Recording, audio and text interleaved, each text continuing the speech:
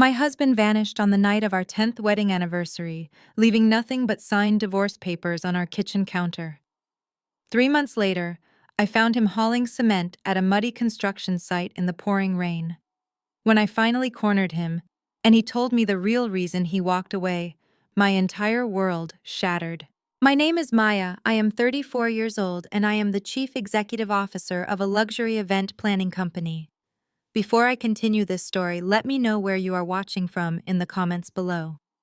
Hit the like button and subscribe if you have ever had to uncover a terrifying truth to protect yourself from the people you trusted most. I drove through the torrential downpour of the Atlanta storm, gripping my steering wheel so hard my knuckles turned white. The private investigator I hired 3 months ago had finally sent me a location. It was an active commercial construction site on the muddy outskirts of the city. I parked my luxury sedan recklessly on the gravel shoulder, not caring that the heavy machinery was dangerously close. I stepped out of the car, and the thick red Georgia mud instantly ruined my designer shoes. I did not care. I marched straight past the chain-link fence and into the chaotic maze of scaffolding and wet concrete. Men in yellow hard hats yelled at me to leave the restricted area, but the rain drowned out their voices. I was on a mission. I was looking for the man who promised to love me for the rest of my life before he completely destroyed it. I spotted him near a massive pile of cinder blocks. Darius, my husband. He was wearing a cheap neon safety vest over a soaked gray shirt. He was hauling heavy bags of cement. His shoulders were slumped and he looked exhausted. This was a man who used to wear custom-tailored suits and work as a brilliant financial analyst. I stormed over to him, my heart pounding furiously against my ribs. I reached out and grabbed the back of his vest, yanking him around to face me. I knocked the yellow hard hat right off his head. It hit the wet mud with a dull thud. Darius staggered back and stared at me.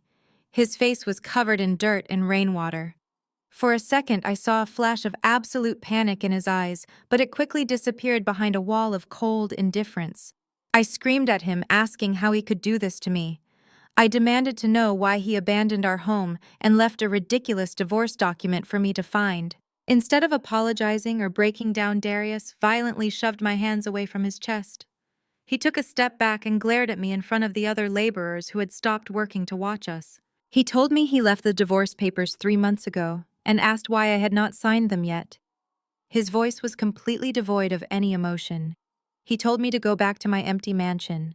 He said he was sick and tired of my fake corporate lifestyle and my endless ambition.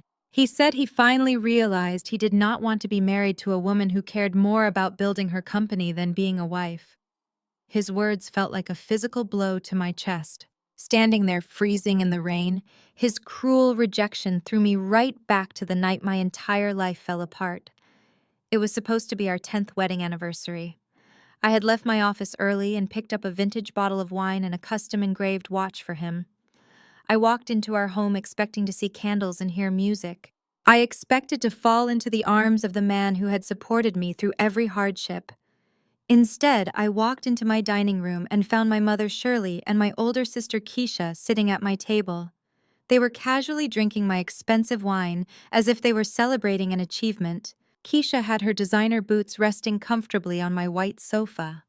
My mother did not even bother to greet me. She just looked at me with that familiar expression of disappointed disgust she had worn since I was a child. Growing up, my mother made it very clear that Keisha was the golden child. Keisha had lighter skin and loose curls, and she married a wealthy real estate developer named DeAndre. I was the darker-skinned daughter who was too stubborn and too loud. I had to build my own success from scratch, and they resented me for it. My mother slid a thick manila envelope across the marble counter toward me. She told me Darius was gone. She looked me right in the eyes and said the man I married finally realized he would never be good enough for our family. Keisha laughed and took a sip of my wine. She told me Darius took off. The second things got a little difficult because men like him could never handle a truly successful woman. My mother pushed the envelope closer to my hand. She told me the divorce papers were already drawn up and signed by him. She demanded that I sign them immediately. Then she added the real insult. She said I needed to grant DeAndre full power of attorney over my company finances because I was clearly too emotionally unstable to run a business after being abandoned. They looked so smug. They were practically thrilled that my marriage had failed because it proved them right. The memory faded as a loud crack of thunder brought me back to the muddy construction site. The rain was soaking through my clothes, but the anger burning inside me kept me warm. I refused to let Darius break me the way my mother and sister had tried to break me that night. I refused to be the pathetic, abandoned wife they desperately wanted me to be. I stepped closer to Darius, ignoring the mud splashing against my legs. I raised my hand ready to slap the cold indifference right off his face. I wanted to hurt him the way he hurt me. But as my hand flew forward, he raised his arms to block my strike, and I suddenly stopped. My eyes locked onto his hands. They were trembling. It was not a subtle shake from the freezing rain. His hands were vibrating violently, as if his entire nervous system was in shock. I looked closer at his knuckles. They were completely busted open. The skin was peeled back, and raw, bloody flesh was exposed to the heavy rain. Darius was not a fighter. He hated physical confrontation. He was a man who analyzed data for a living. He reached out to push me away again, but as he moved, his soaked gray shirt clung tightly to his torso.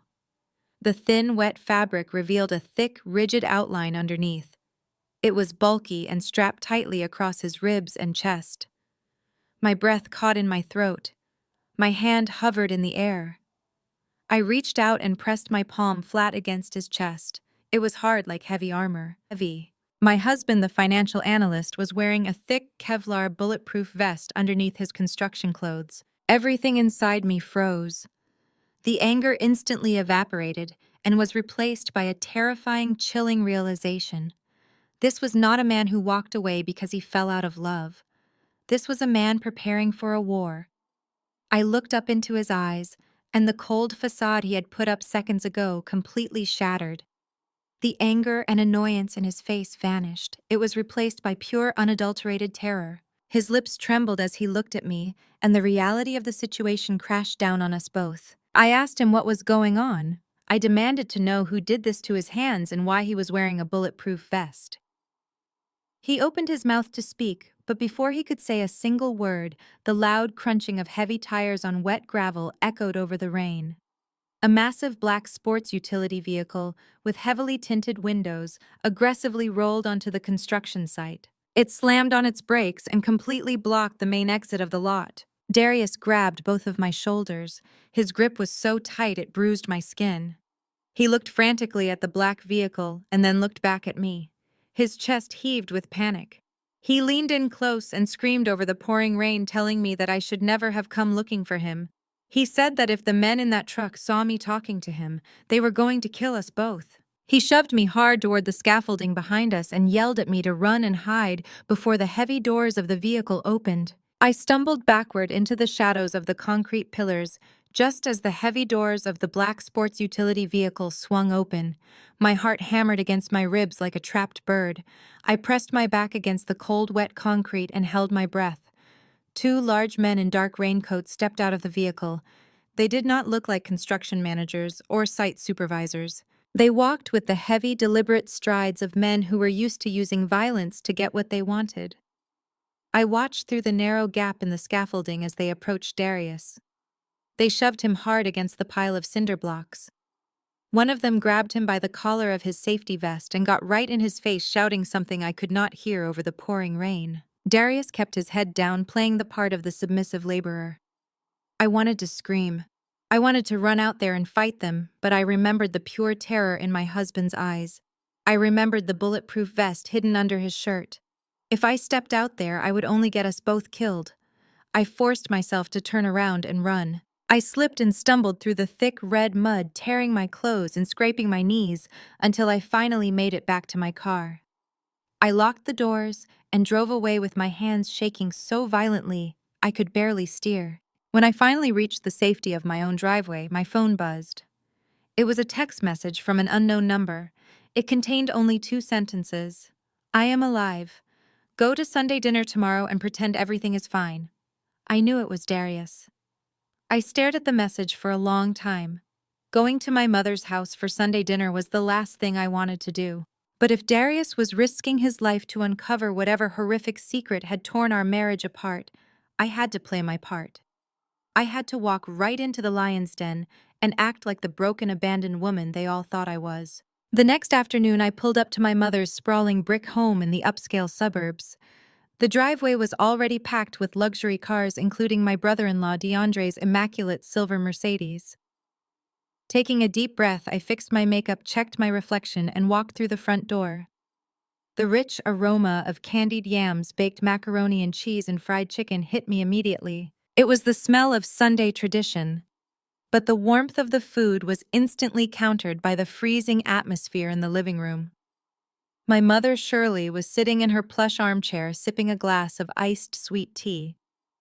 Keisha sat next to her wearing a flawless silk blouse with her hair perfectly pressed. DeAndre stood by the fireplace holding a crystal glass of bourbon, looking like the picture of absolute corporate success. When I walked in, the conversation stopped. No one came over to hug me. No one offered me a plate. My mother looked me up and down, her eyes lingering on the dark circles under my eyes that my concealer could not fully hide. She let out a heavy theatrical sigh that filled the silent room. She told me I looked exhausted and that I was letting myself go. She said a woman in my position needed to maintain her appearance, especially now that I was completely alone. I swallowed the lump in my throat and forced a weak smile. I told her it had been a difficult few months. We moved into the formal dining room and took our seats around the large mahogany table. DeAndre led the prayer, thanking God for his booming real estate ventures and his beautiful, obedient wife. When we started eating, the ambush began. My mother did not even wait for me to finish my first bite before she launched her attack. She pointed her fork at me and told me she warned me about Darius from the very beginning. She said I never listened to her. She looked at Keisha and smiled proudly, then looked back at me with pure disdain. She told me I always had to be the loud, stubborn one. She said I was too dark, too aggressive, and too independent for my own good. She said men like Darius did not want a woman who worked 70 hours a week building an event company. They wanted peace. She told me I drove him away with my relentless ambition and my difficult attitude. Every word she spoke was a calculated strike designed to break my spirit. Growing up in our community, colorism was a toxic shadow that followed me everywhere. My mother had always worshipped Keisha's lighter skin and looser curls, treating her like a fragile princess who deserved the world. I was the darker daughter, the one who had to work twice as hard for half the recognition. I gripped my napkin under the table, digging my nails into my own palms to keep from screaming. I told my mother that Darius leaving had nothing to do with my skin tone or my ambition. I said we were simply going through a difficult transition. Keisha laughed, a sharp, condescending sound that echoed off the dining room walls. She placed her fork down and wiped her mouth with a linen napkin. She told me I was delusional. She said I was drowning in debt and pretending everything was fine while my husband was probably across the country with a woman who actually knew how to cater to his needs. She told me my little catering company was going to collapse without Darius there to handle the finances. My company, Soulful Heritage Events, was my entire life. I built it from the ground up, securing massive corporate contracts and luxury weddings. But Keisha always referred to it as my little catering company, just to diminish my hard work. Before I could defend my business, DeAndre cleared his throat and set his bourbon glass on the table. He put on his best sympathetic smile. He looked at me with fake concern and said they were only being harsh because they loved me. He said family had to tell each other the hard truths. He told me the divorce was going to get messy and that my company assets were incredibly vulnerable. He said Darius could easily lay claim to half of everything I built and drag me through years of expensive litigation. He paused, letting the threat hang in the air before delivering the final blow. He said he had his legal team draw up a solution to protect me. Keisha reached into her designer handbag and pulled out a thick stack of legal documents stapled together. She slid them across the polished mahogany table until they hit my plate. I looked down at the bold black letters printed at the top of the page. It was a complete and irrevocable power of attorney. Keisha told me I needed to sign it immediately. She said DeAndre was a master at corporate asset protection and that he could hide my business accounts under his real estate umbrella so Darius could never touch a single dime. My mother nodded vigorously in agreement. She told me to stop being stubborn for once in my life and let a real man handle my messy situation. She said DeAndre was the only reason our family had any true respect in Atlanta, and that I should be grateful he was willing to clean up my mistakes. I stared at the documents, my mind racing back to the muddy construction site. I thought about the bulletproof vest strapped to my husband's chest. I thought about the sheer terror in his eyes and the text message telling me to play along. These documents had nothing to do with protecting me from a divorce. This was a hostile takeover. DeAndre and Keisha were trying to steal my entire company right out from under me. They wanted total control of my bank accounts, my vendor contracts, and my corporate identity. I realized with sickening clarity that they needed my company to move their dirty money. They were using my mother and her deep-seated colorism as a smokescreen to pressure me into signing away my life. I looked up from the papers and met Keisha's smug gaze. Then I looked at my mother, who was glaring at me expectantly. Finally, I looked at DeAndre, who was leaning back in his chair, playing the role of the benevolent savior. I felt a surge of absolute rage burn through my veins. I picked up the stack of papers and held them in midair. I told them I did not need DeAndre protection. I said I built soulful heritage events with my own two hands, and I would rather watch it burn to the ground than sign over control to anyone else. I grasped the top of the pages, preparing to rip the entire document straight down the middle. The smug smile vanished from Keisha's face. My mother gasped in outrage.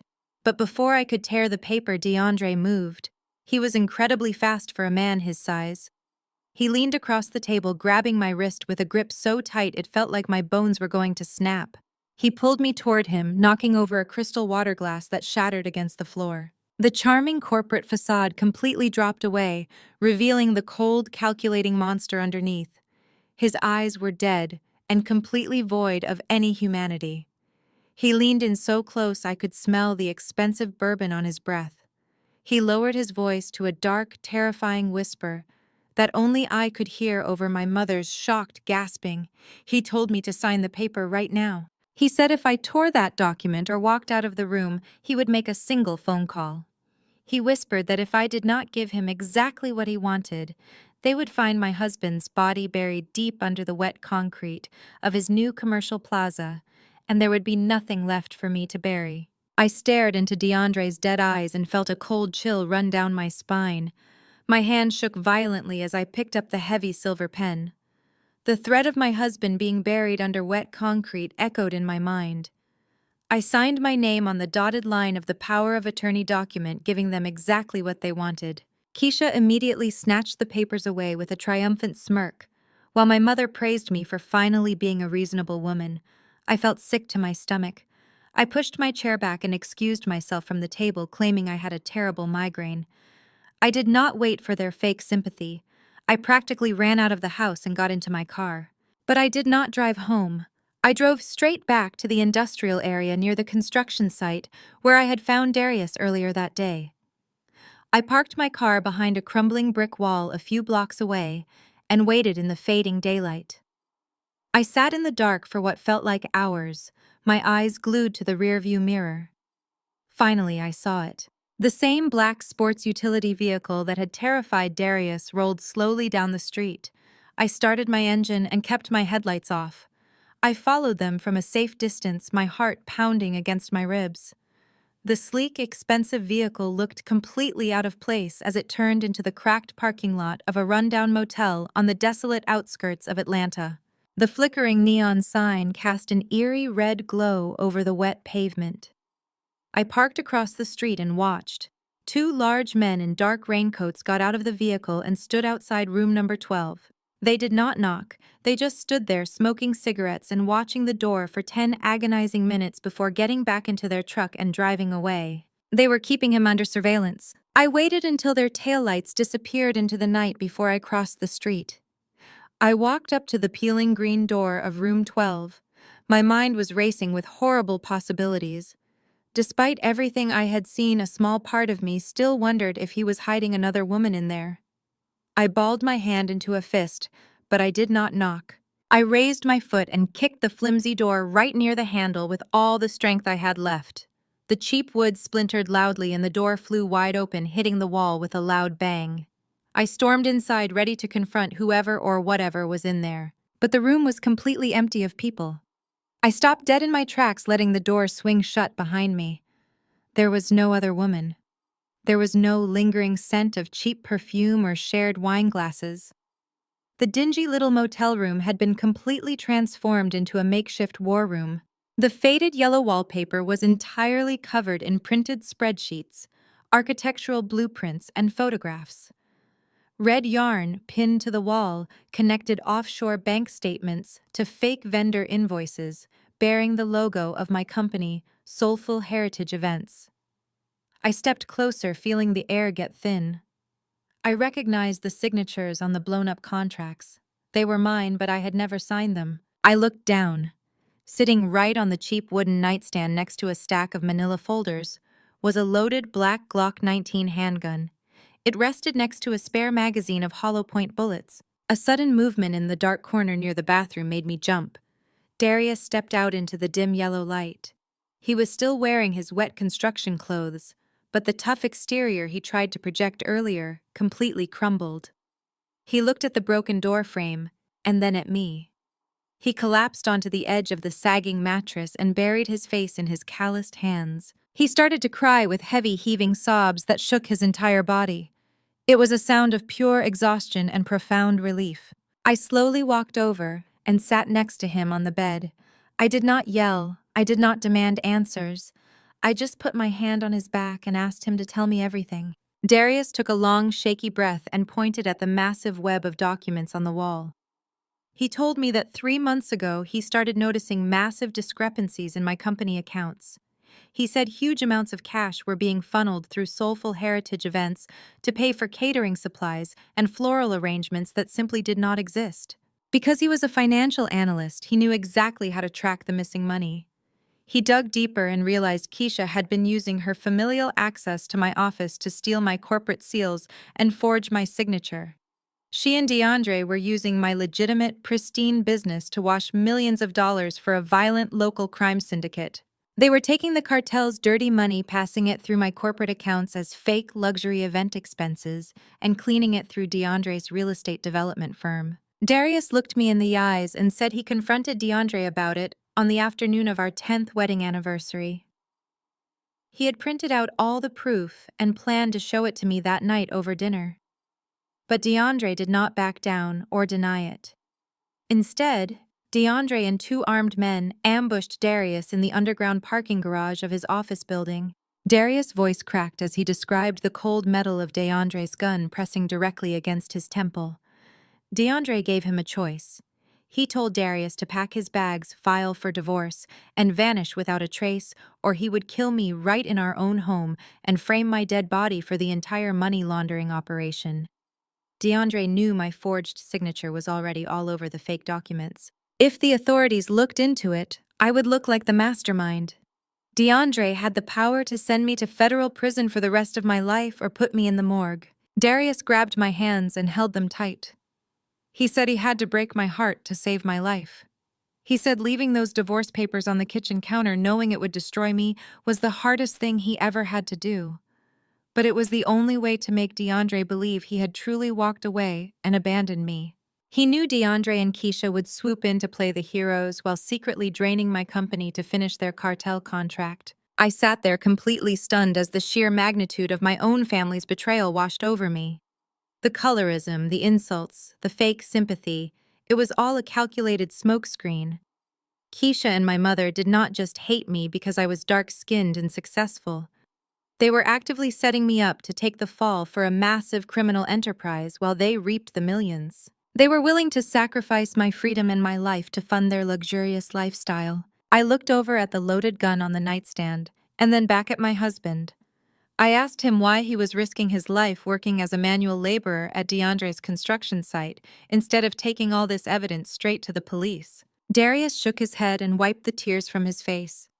He explained that DeAndre paid off the local police precinct. He said the cartel had eyes inside the department, and going to the local cops would only get us killed before we even reached a detective's desk. He said the printed spreadsheets on the wall were not enough to trigger a federal investigation because they were just copies. He said he needed undeniable physical proof. He needed the master ledger. Darius explained that DeAndre was incredibly arrogant, but he was also deeply paranoid about technology.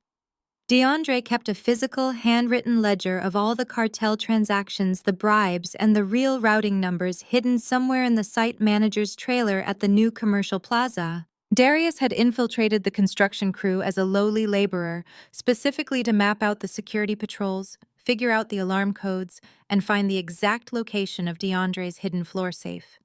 He said he was so close to getting it.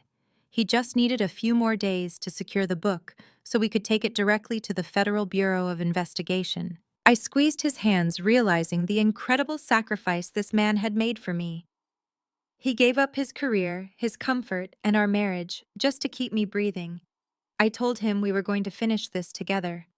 I told him I had already signed the power of attorney, but I was going to use it to blindside them. Before Darius could reply, a sharp metallic clicking sound echoed through the small room. We both froze. Someone was outside. The brass handle of the motel room door began jiggling violently. It was not a gentle knock. Someone was trying to force the lock open. Darius let go of my hands and lunged across the bed, grabbing the loaded Glock 19 from the nightstand.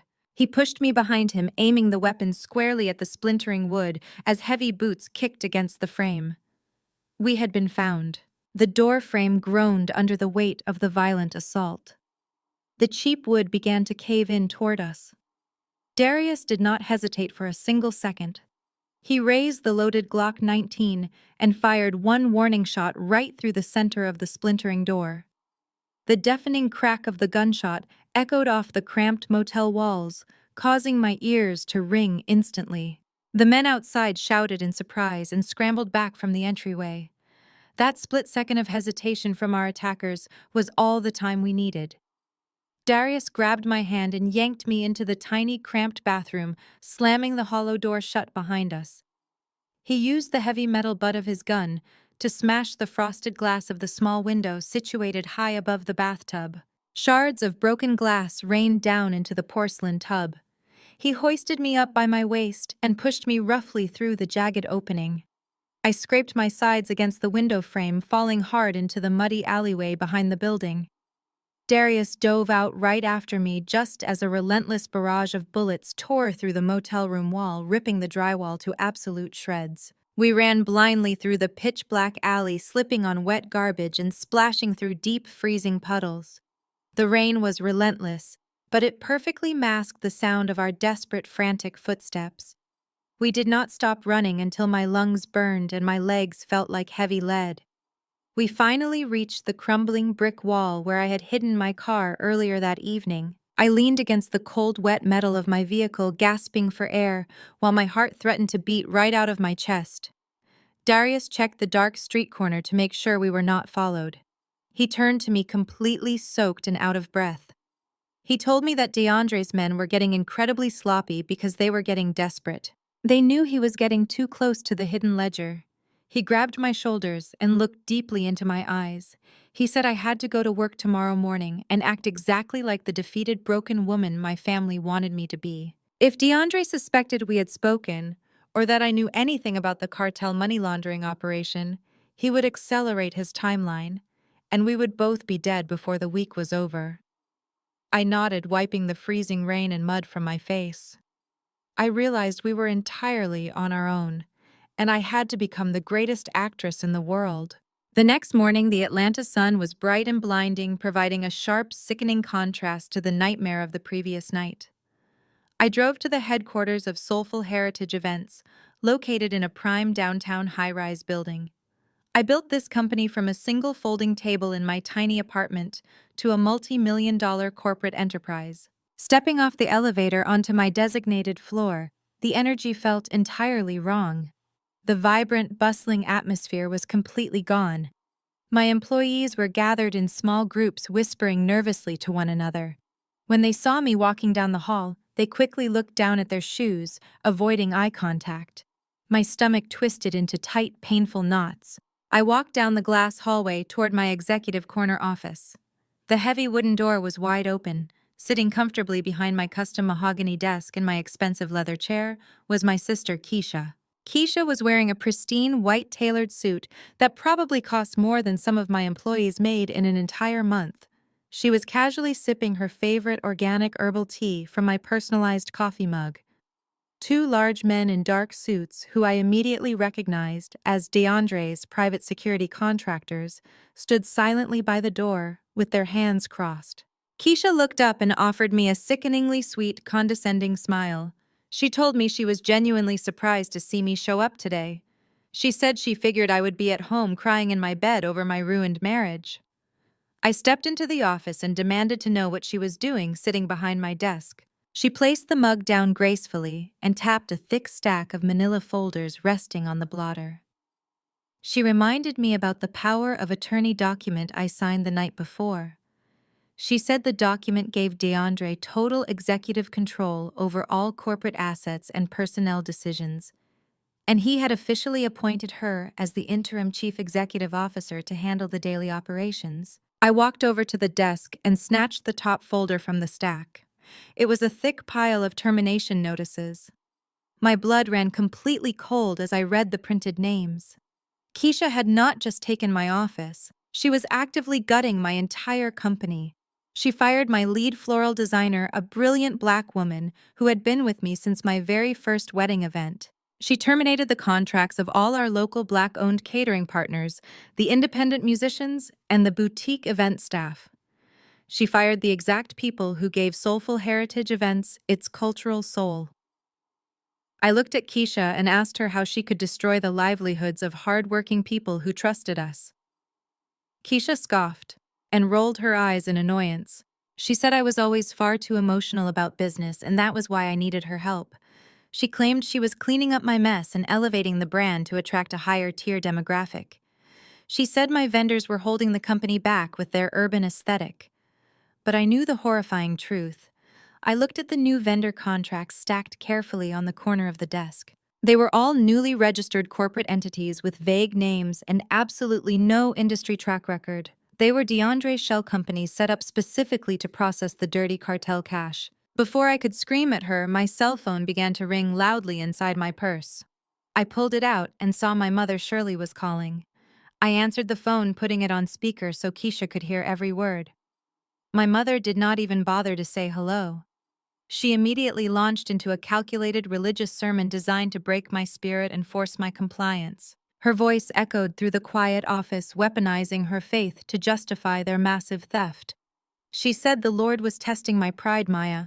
She told me I had become too arrogant and too obsessed with money, and this hostile takeover was God's way of humbling me. She said the Bible commands us to submit to righteous leadership, and that Keisha was simply stepping in as a dutiful sister to save me from my own spectacular failures. I listened to my own mother use the sacred language of the church to sanction a criminal cartel takeover.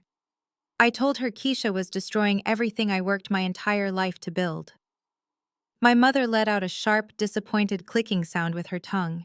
She said I was acting hysterical and entirely out of control. Then she delivered a psychological blow meant to shatter my core. She said I was acting exactly like my father did right before he abandoned our family. She said he was a weak, loud, and unstable man who could not handle the pressure of real success, and I was proving to be his exact replica. She told me to pack my things, go home, and pray for forgiveness while my sister handled the adult responsibilities. The line went completely dead. Keisha sat back in my chair, crossing her arms with a look of absolute triumph on her face.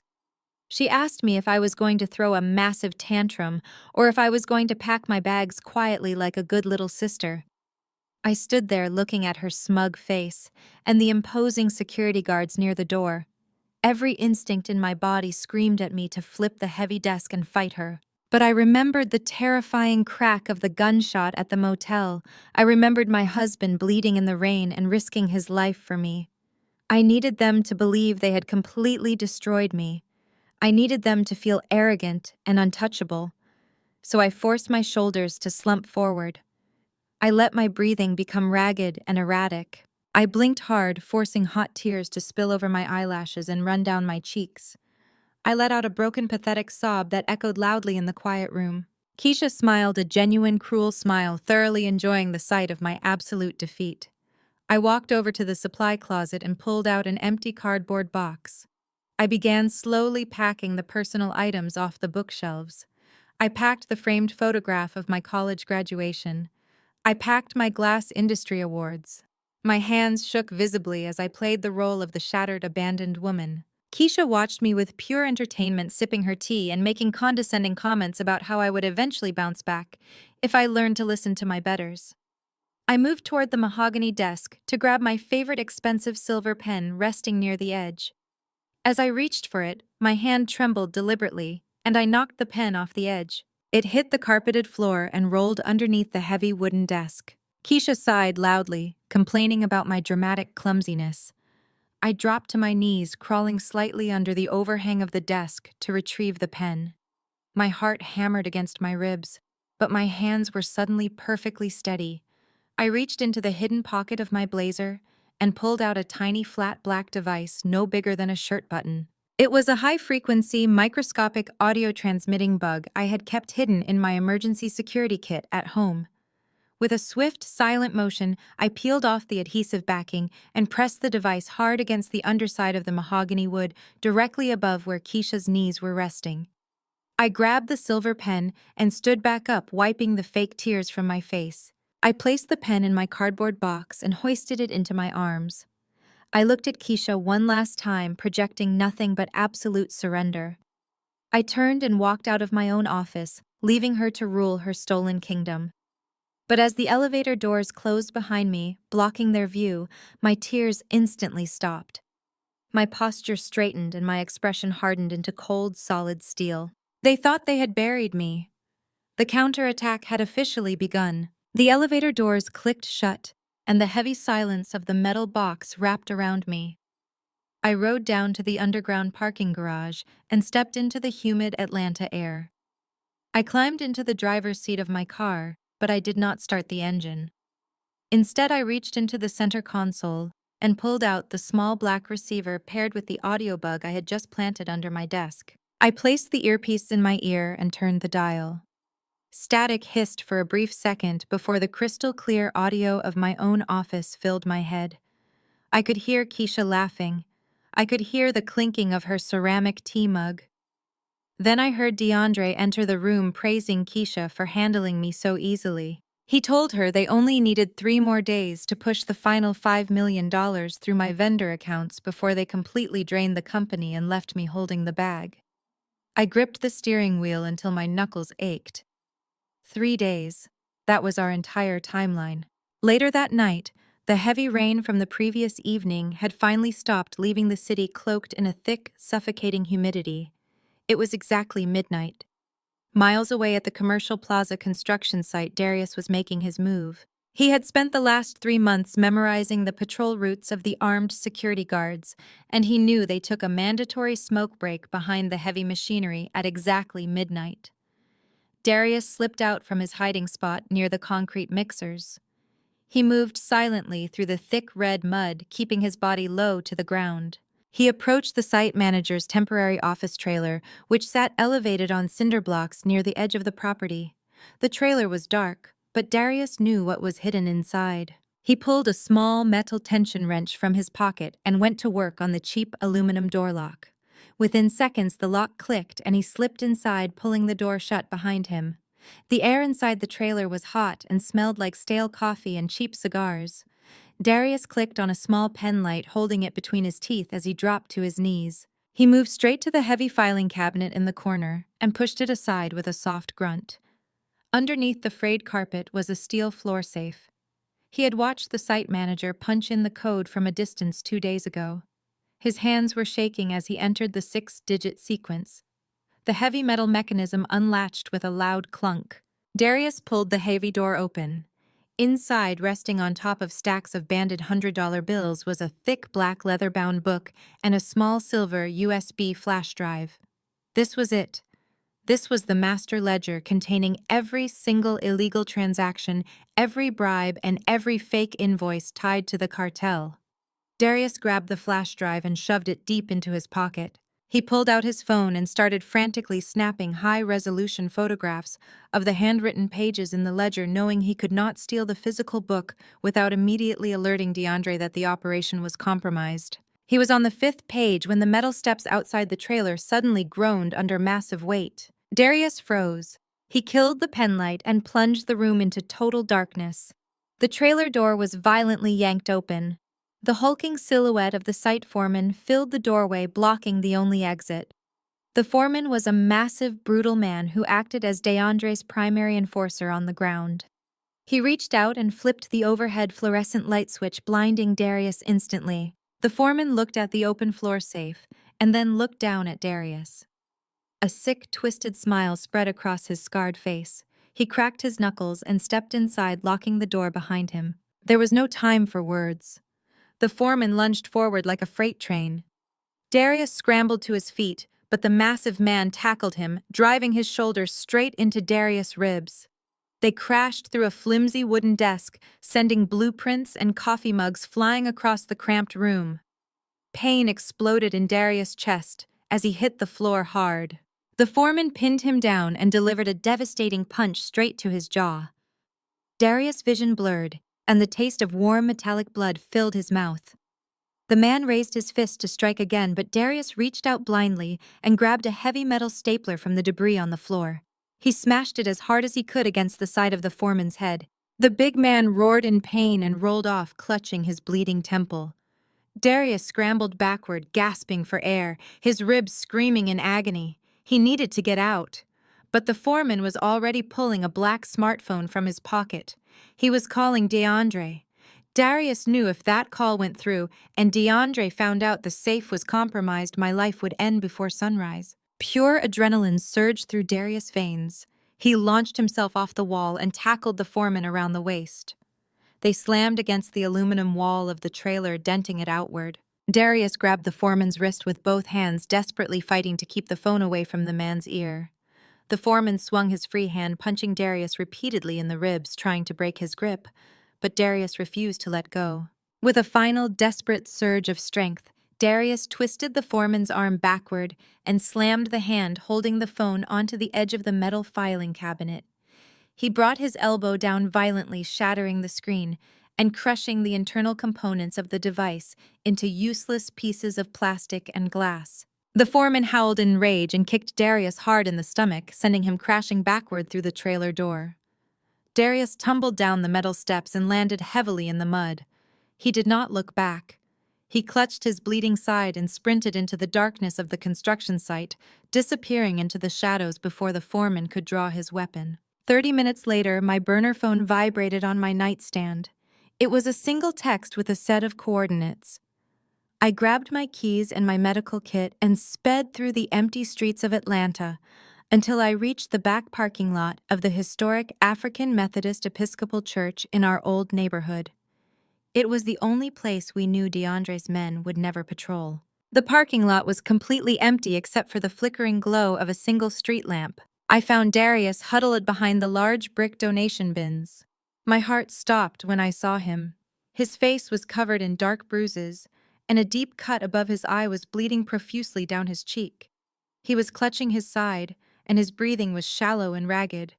I dropped to my knees in the wet gravel and pulled him into my arms, tears stinging my eyes. He leaned his heavy head against my shoulder and pressed the small silver USB flash drive into my palm.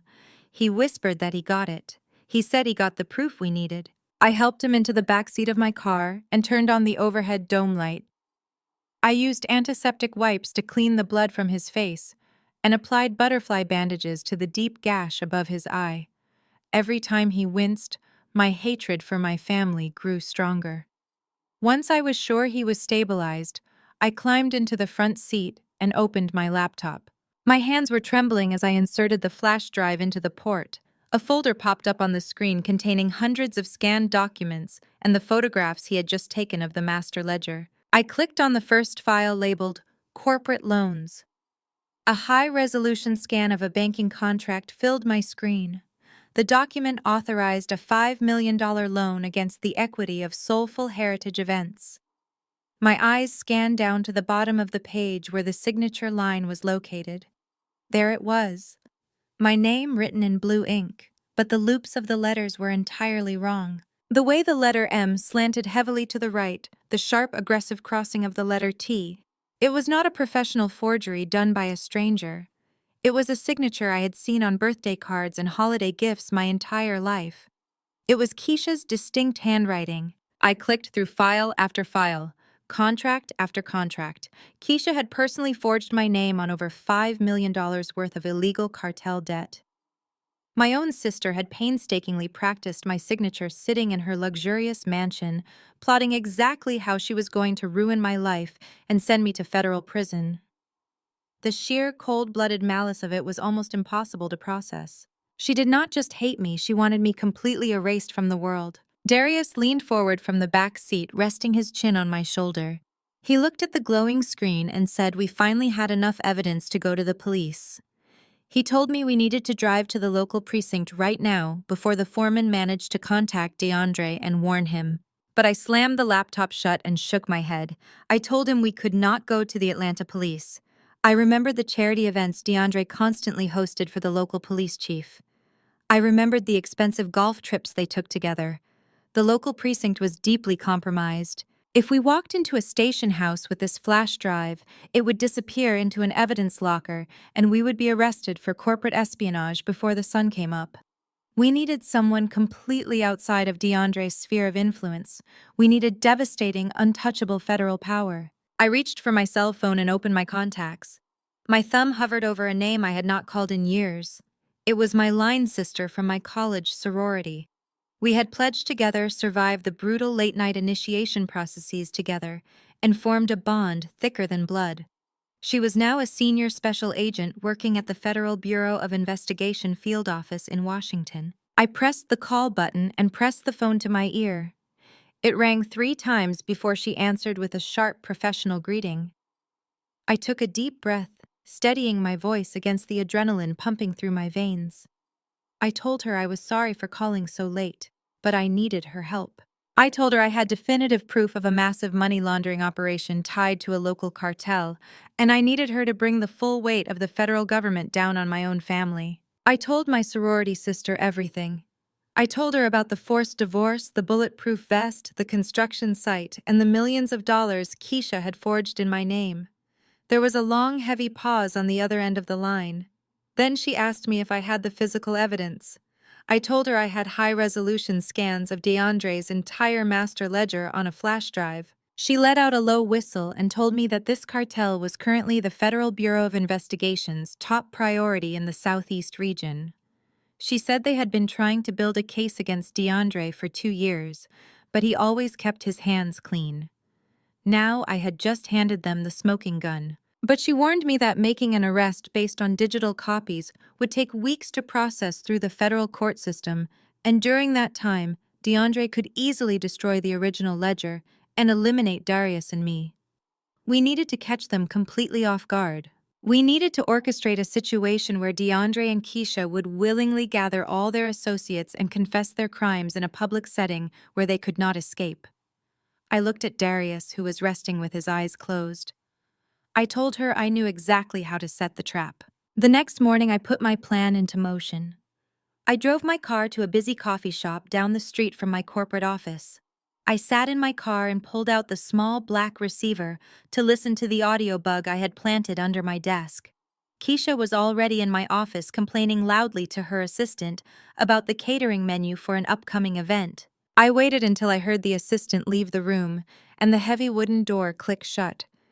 Keisha was completely alone. This was my window. I picked up my burner phone and dialed the main line of my own office. Keisha answered on the second ring using her sickly sweet professional voice. She said, "Soulful Heritage Events Interim Chief Executive Officer Keisha speaking." I immediately launched into my performance. I made my voice sound incredibly frantic and panicked. I told her she had to listen to me and that I had made a massive mistake. I told her I accidentally forwarded a highly confidential email to her assistant instead of my personal lawyer. Keisha laughed a sharp, condescending sound. She asked me what could possibly be so confidential about my ruined little company. I lowered my voice to a desperate whisper. I told her that before Darius left, he had been in secret negotiations with a massive international hospitality conglomerate based in London. I said they had spent months auditing my brand, and they loved our market position. I paused, making sure she was listening closely. Then I dropped the bait. I told her they formally offered to buy Soulful Heritage Events for $25 million in cash, and the final contract was supposed to be signed this Friday.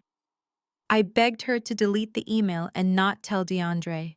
I said that money was my only chance to start over, and that if DeAndre knew about the buyout, he would use his power of attorney to steal the entire $25 million. The line went completely silent. Through the audio bug receiver in my other ear, I could hear Keisha physically gasp. I heard her chair squeak as she sat up straight.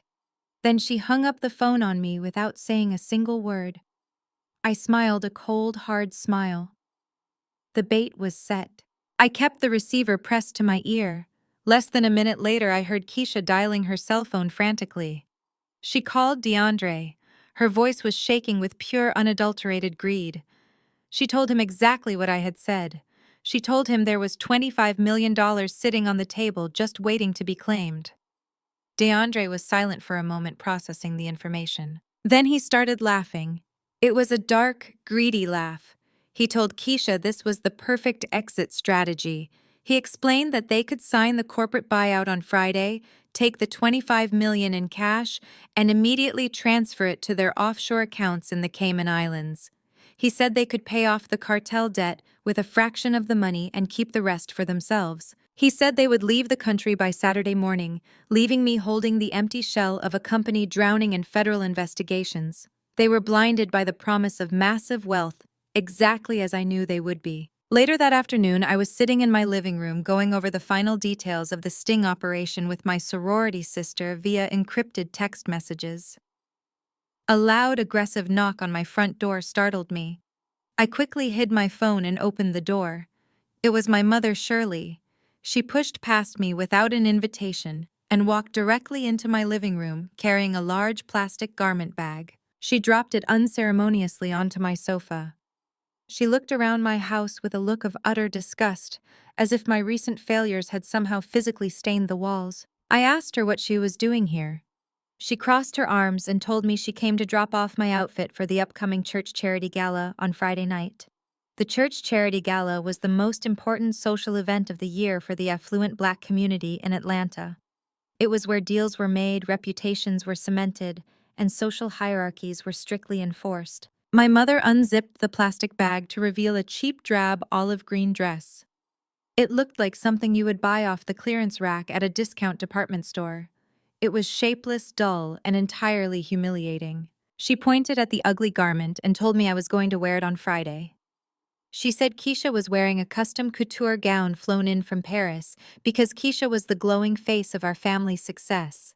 She looked me up and down and said I needed to look the part of a humble, grieving woman who was grateful for her family's charity. She said I was not allowed to wear any of my designer clothes or my expensive jewelry because it would send the wrong message to the congregation.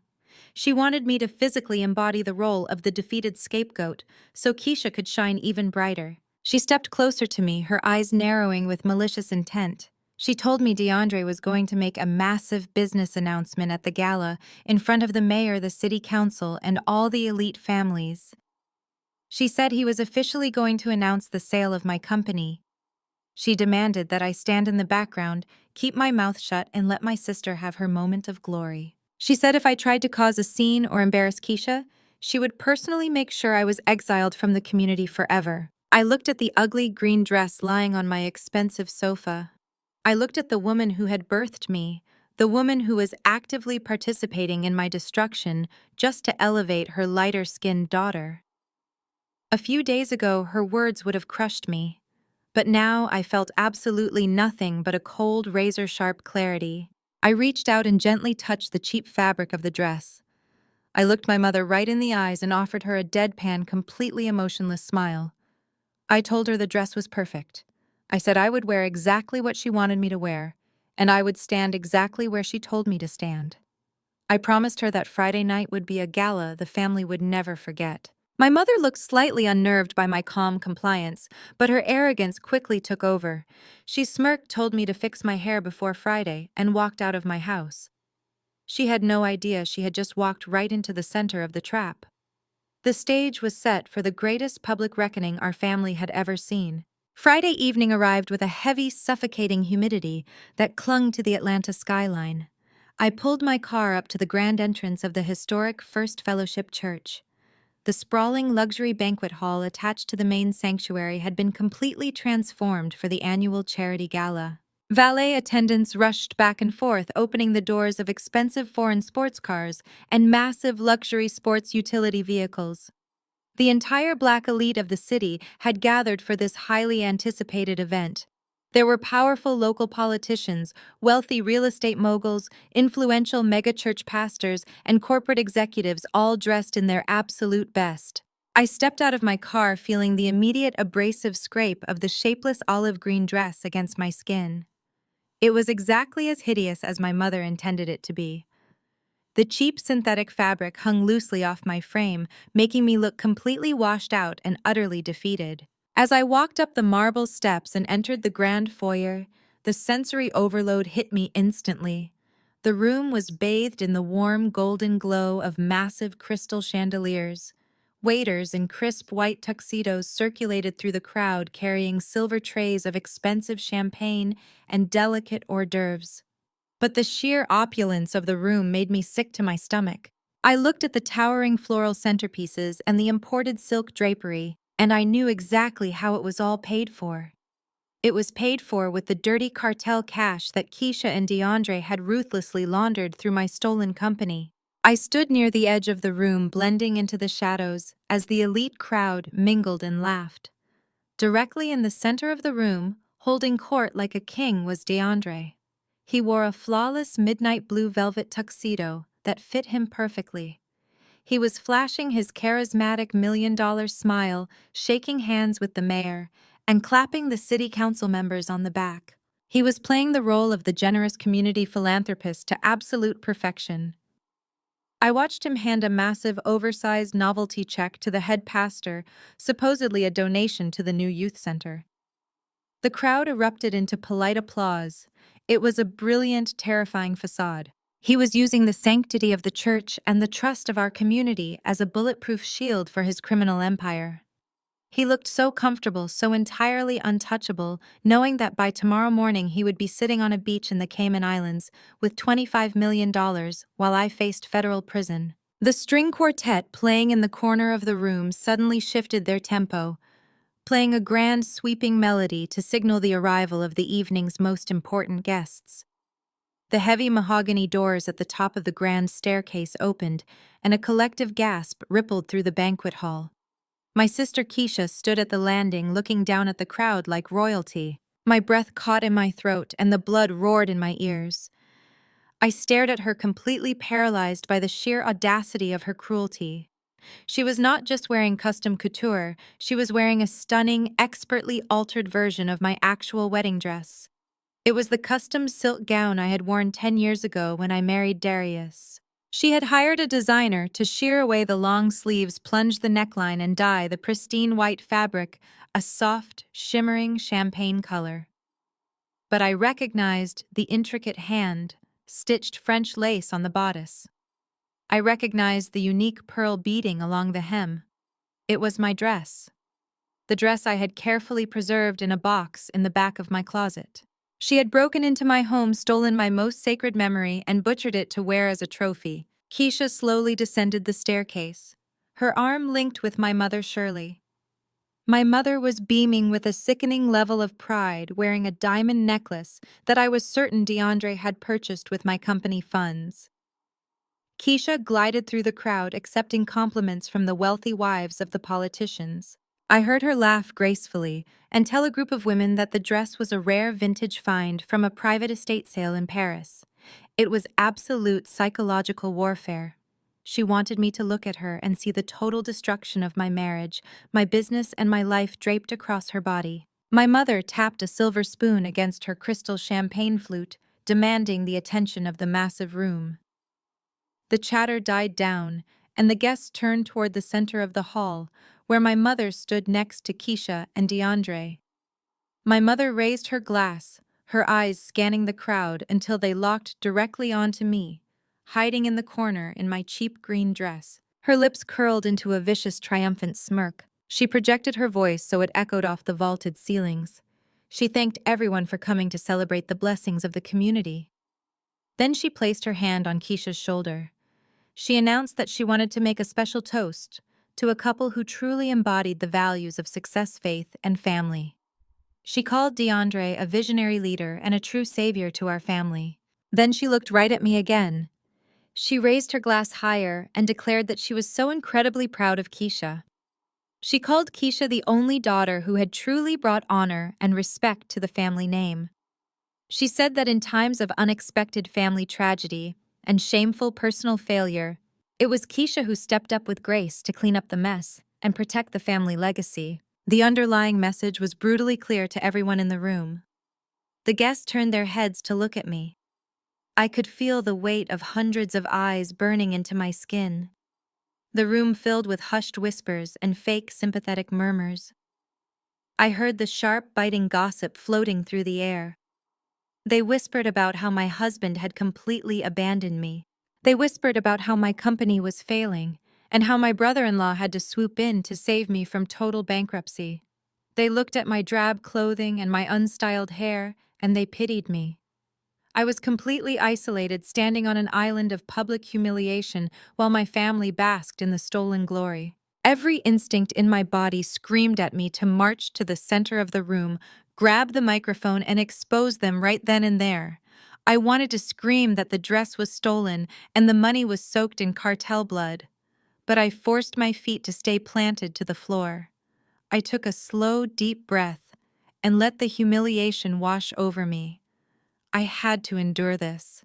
Underneath the cheap fabric of the olive green dress taped securely against my ribs was a high-tech federal wiretap device provided by my sorority sister.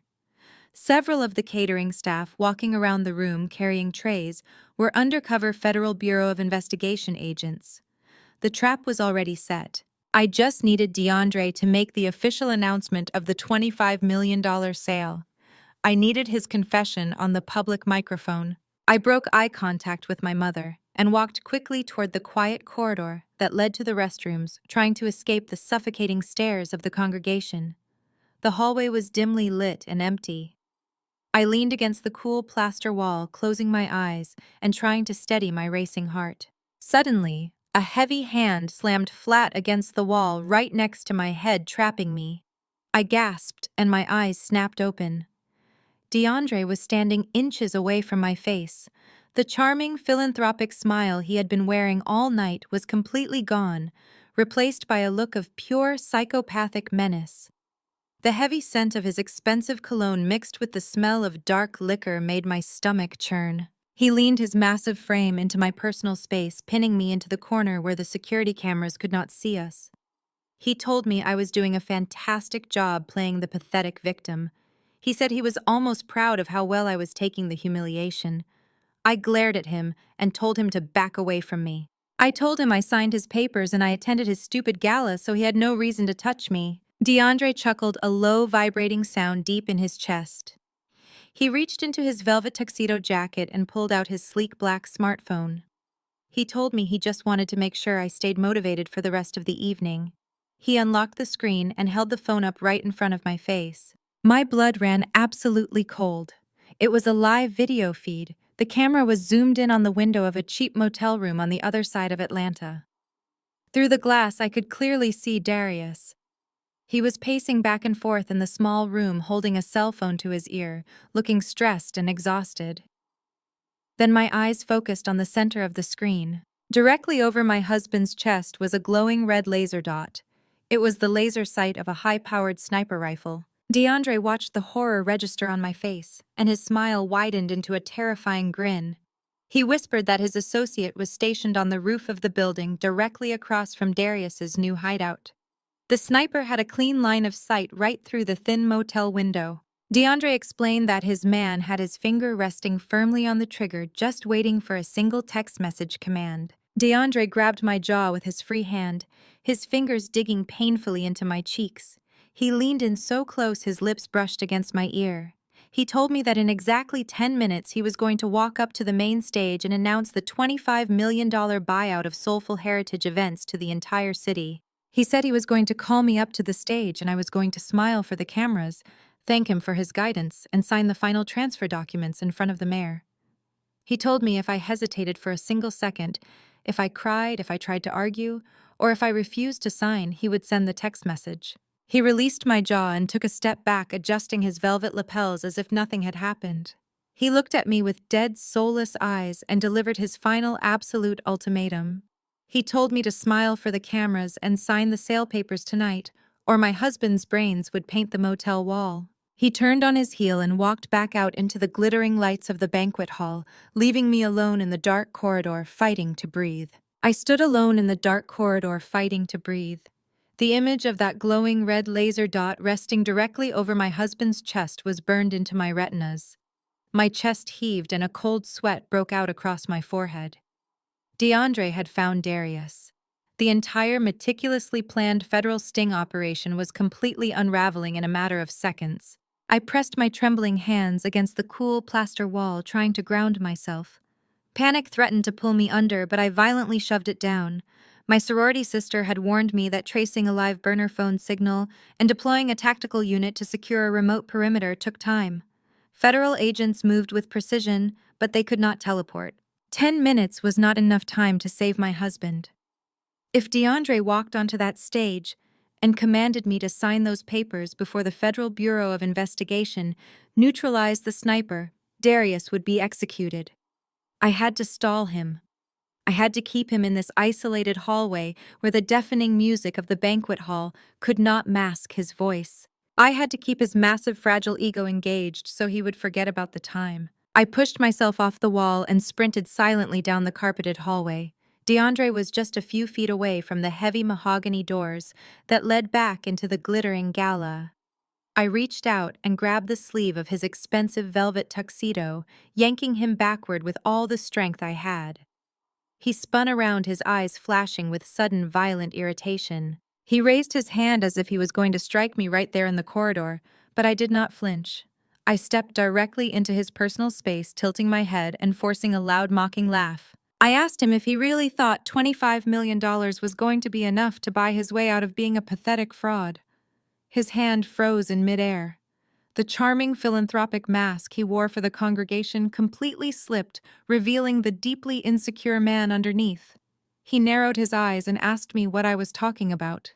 He told me to keep my voice down and remember who held my husband's life in the palm of his hand. But I did not lower my voice. I pushed harder, deliberately poking at the deepest insecurities of a man obsessed with status. I told him he was nothing but a glorified errand boy for a violent cartel. I said the entire community looked at him and saw a wealthy real estate mogul, but I looked at him and saw a desperate, terrified little man who was drowning in debt. I told him I knew all about his failed commercial properties before he married my sister. I said he did not marry Keisha because he loved her. He married her because she was the easiest target in a family desperate for validation, and he needed her pristine credit score to keep his failing business afloat. DeAndre took a menacing step forward, forcing me to back up against the wall, but I kept talking. I let the venom drip from every single word.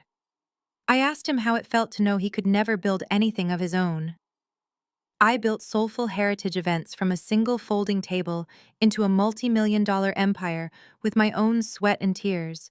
I told him he was entirely incapable of creating genuine wealth, so he had to steal mine like a common street thief. I asked him how it felt to look in the mirror and know he could never be half the man Darius was.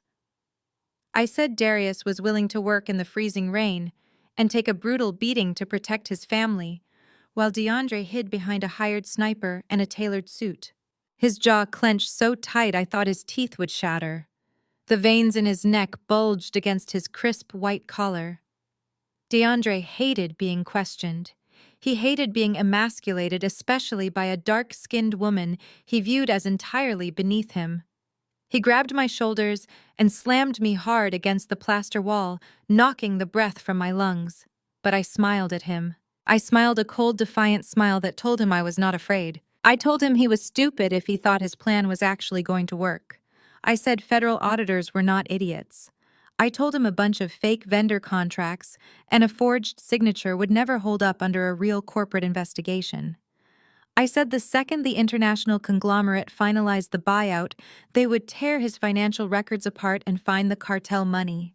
I called him a sloppy amateur who was going to get us all killed. That was the breaking point.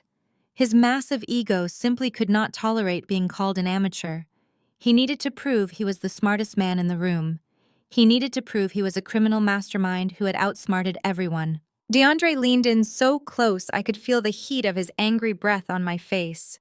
He told me I was the stupid one. He said I had absolutely no idea how brilliant his operation was. He spat the words at me, his voice vibrating with absolute rage. He explicitly detailed everything. He said he did not just forge a few documents. He said my sister Keisha sat at his dining room table for 3 agonizing weeks practicing my signature until it was absolutely flawless. He bragged about how she forged my name on the primary bank authorizations, securing $5 million of illegal loans against my corporate equity. He did not stop there. He wanted me to know the exact depths of my own ruin. He explained how he set up 7 different shell companies registered in Delaware, specifically designed to look like boutique floral and catering vendors. He said he funneled the cartel's dirty cash through those shell companies directly into my business accounts and then routed the clean money straight to his offshore accounts in the Cayman Islands. He said he intentionally left my name and my social security number on every single primary ledger. He laughed a dark, vicious laugh and told me the cartel did not care who went to federal prison as long as their money was clean. He said when the authorities finally raided Soulful Heritage events, they would find my signature on every piece of damning evidence, and he would be sitting on a tropical beach untraceable and untouchable. I gasped, pretending to be entirely overwhelmed by his brilliant cruelty.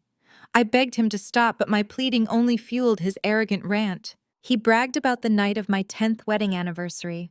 He said holding a loaded gun to Darius's head in that underground parking garage was the easiest thing he ever did. He said Darius cried like a coward and agreed to file for divorce just to keep me breathing. DeAndre told me he orchestrated the entire narrative of the abandoned wife, specifically so my mother and Keisha would eagerly step in and force me to sign over the power of attorney. He said he weaponized my mother's deeply rooted colorism to isolate me perfectly. He laid out the entire criminal conspiracy piece by piece, date by date, dollar by dollar, fueled entirely by his massive, fragile ego. He released my shoulders and smoothed the lapels of his velvet tuxedo. He looked down at me with absolute contempt. He told me the trap was flawless, and there was absolutely nothing I could do to escape it. He checked his heavy gold watch and told me the 10 minutes were up. He ordered me to wipe my face, walk out to that stage, and sign my company away, or he was sending the text message to the sniper. I kept my face locked in an expression of terrified submission. I let a single tear roll down my cheek, playing the part of the completely broken victim, but internally my heart soared. My pulse pounded with a fierce, triumphant rhythm. I did not need to escape his trap because he had just walked directly into mine. Underneath the collar of my cheap olive green dress taped securely against my collarbone was a microscopic high-frequency wiretap. It was broadcasting his entire explicit confession in crystal-clear high-definition audio directly to the federal agents waiting in the unmarked vans parked right outside the church doors. He had just confessed to money laundering, wire fraud, extortion, and conspiracy to commit murder on a live federal recording. Just as DeAndre turned his back to walk toward the banquet hall, my burner phone vibrated in the hidden pocket of my dress. It was a single sharp buzz. I reached into my pocket under the guise of smoothing the cheap fabric. I pulled the phone out slightly, shielding the glowing screen with the palm of my hand. It was a text message from my sorority sister at the Federal Bureau of Investigation. It contained only 2 words: green light. The sniper on the roof across from the motel had been located and successfully neutralized by a federal tactical team. Darius was safe. The threat was entirely eliminated. A wave of absolute power washed over me. The fear, The humiliation, the months of psychological torture, all of it evaporated into thin air. I stood up straight, rolling my shoulders back. I reached up and casually touched the small diamond stud resting in my left ear, adjusting it slightly. It was the signal to the federal agents outside that I understood the message and the primary target was moving toward the main stage. I looked at DeAndre's back as he confidently pushed the heavy mahogany doors open and stepped into the blinding lights of the charity gala. He thought he was walking to his ultimate victory. He thought he was about to steal $25 million and destroy my life forever. I followed right behind him, stepping out of the shadows and into the light. I was not hiding anymore. The game of survival was officially over. The execution had begun. I followed DeAndre back into the blinding lights of the grand banquet hall. The transition from the dark, quiet corridor to the deafening roar of the charity gala was jarring, but my mind had never been clearer. The room was packed with over 300 of the most influential people in the city. The mayor was sitting at the front table, swirling a glass of expensive bourbon. Powerful investors and mega-church pastors were laughing and mingling, completely unaware that they were standing in the middle of an active federal sting operation. DeAndre did not waste a single second. He walked with the swagger of a man who believed he owned the entire world. He marched directly past the floral centerpieces and climbed the steps to the main stage. He tapped the microphone twice. The sharp feedback echoed through the vaulted ceilings, instantly cutting through the chatter. The string quartet stopped playing. 300 faces turned toward the stage. DeAndre smiled his brilliant, fake philanthropic smile. He welcomed everyone to the gala and thanked them for their generous donations to the church. Then his voice took on a solemn, theatrical tone. He began to talk about the importance of family. He spoke about generational wealth and Black excellence spinning a beautiful lie for the elite crowd. He told them that sometimes family meant stepping in to carry the burden when someone you love stumbles and falls. He gestured grandly toward the corner of the room where I was standing. He announced that his sister-in-law Maya had recently gone through an incredibly tragic personal hardship. He looked out at the audience with fake sympathy in his eyes, telling them that my husband had abandoned me and left my business vulnerable. The crowd murmured collectively, shaking their heads in pity. I could feel their eyes burning into my cheap olive green dress. DeAndre raised his voice, silencing the whispers. He declared that family never leaves family behind. He announced that his real estate development firm had stepped in to manage my corporate assets and that tonight they were finalizing a historic deal. He proudly proclaimed that an international hospitality conglomerate was officially acquiring Soulful Heritage Events for $25 million. The banquet hall erupted into thunderous applause. People were cheering for him. They were clapping for the man they thought was the ultimate protector and a brilliant businessman. My mother Shirley was sitting at a VIP table near the front, wiping a fake tear from her eye and nodding proudly. DeAndre waved his hand, signaling for me to join him. He asked me to come up to the stage to sign the final acquisition documents right there in front of the entire community as a testament to our unbreakable family legacy. I forced my shoulders to slump. I kept my eyes focused on the floor, playing the role of the defeated, broken woman right until the bitter end. I slowly walked through the parted crowd. I could hear the wealthy wives whispering as I passed them. They whispered about how completely exhausted I looked, and how lucky I was to have a brother-in-law willing to bail me out of my massive failures. I ignored every single word. I climbed the 3 wooden steps to the main stage. A sleek mahogany table was quickly rolled out to the center of the platform. Resting perfectly in the center of the table was a thick stack of legal documents. It was the absolute culmination of their entire criminal conspiracy. This was the exact paperwork that would officially transfer my company to their shell corporations, allowing them to steal the $25 million, pay off the cartel, and disappear forever, leaving me to face the federal authorities. Keisha stepped up to the table. She looked absolutely radiant in my stolen, altered wedding dress. The shimmering champagne silk caught the light of the crystal chandeliers, making her look like an angel. But her eyes were pure, concentrated venom. She picked up a heavy silver fountain pen from the desk. She held it out to me. Her perfect manicured fingers brushed against mine as she pressed the cold metal into my palm. She leaned in close, plastering a bright, beautiful smile on her face for the cameras flashing in the audience. But her voice was a harsh, venomous hiss in my ear. She told me to sign the paper right now. She whispered that I better not embarrass them, you pathetic loser. I stood there holding the heavy silver pen. I looked down at the documents. I saw the blank signature line waiting for my name. I looked up at DeAndre, who was standing on the other side of the table. He was watching me with absolute hawkish intensity. His eyes darted to his pocket, reminding me of the sniper he thought was still aiming a rifle at my husband's chest. He gave me a sharp, nearly imperceptible nod, ordering me to finish the transaction. I looked at Keisha, who was already stepping back to pose for the photographs, anticipating her imminent millions. Finally, I looked out at the crowd of 300 VIP guests. I saw the mayor. I saw the pastors. I saw my mother beaming with pride. The air in the room felt incredibly thick and heavy with anticipation. Everyone was waiting for the final stroke of the pen. They were waiting for me to surrender my legacy and fade into absolute obscurity. I held the pen over the dotted line. I let my hand tremble just enough to make it look entirely convincing, and then I simply opened my fingers. The heavy silver fountain pen slipped from my grasp. It hit the polished mahogany table with a loud, sharp clack that echoed through the microphone. It rolled rapidly across the smooth surface off the edge of the table and plummeted to the floor.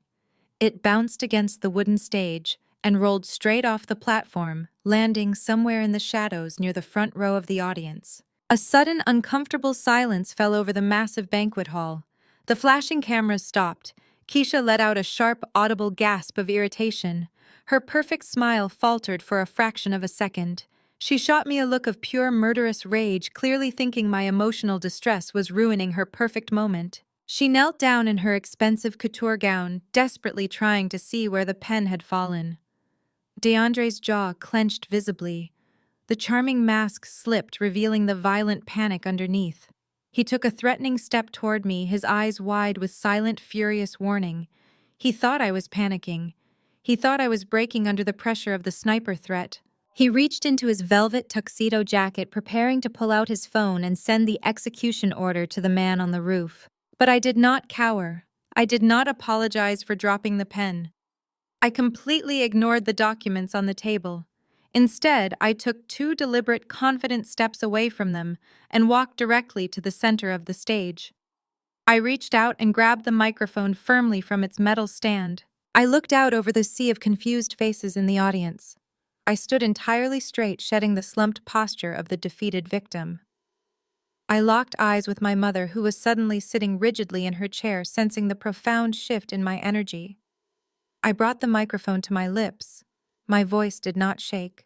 It rang out through the speakers crystal clear and entirely steady, commanding the attention of every single person in the room. I told the crowd that I would love to sign the acquisition documents.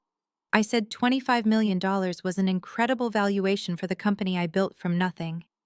I paused, letting the words hang in the silent air. I turned my head slowly and looked directly at DeAndre. I offered him a cold, razor-sharp smile that made the blood completely drain from his face. I leaned back into the microphone and told the audience that before we finalized this historic family transaction, I wanted to do something special. I announced that as a tribute to my brother-in-law's absolutely brilliant business mind and to my sister's unwavering loyalty, I had prepared a short video presentation. I pointed toward the ceiling at the back of the room.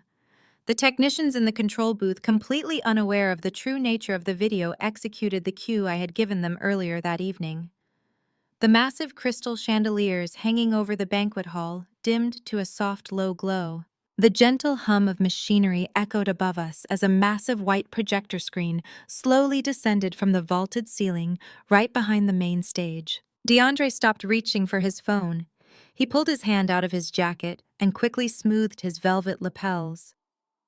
His massive, fragile ego immediately took over, overriding his violent paranoia.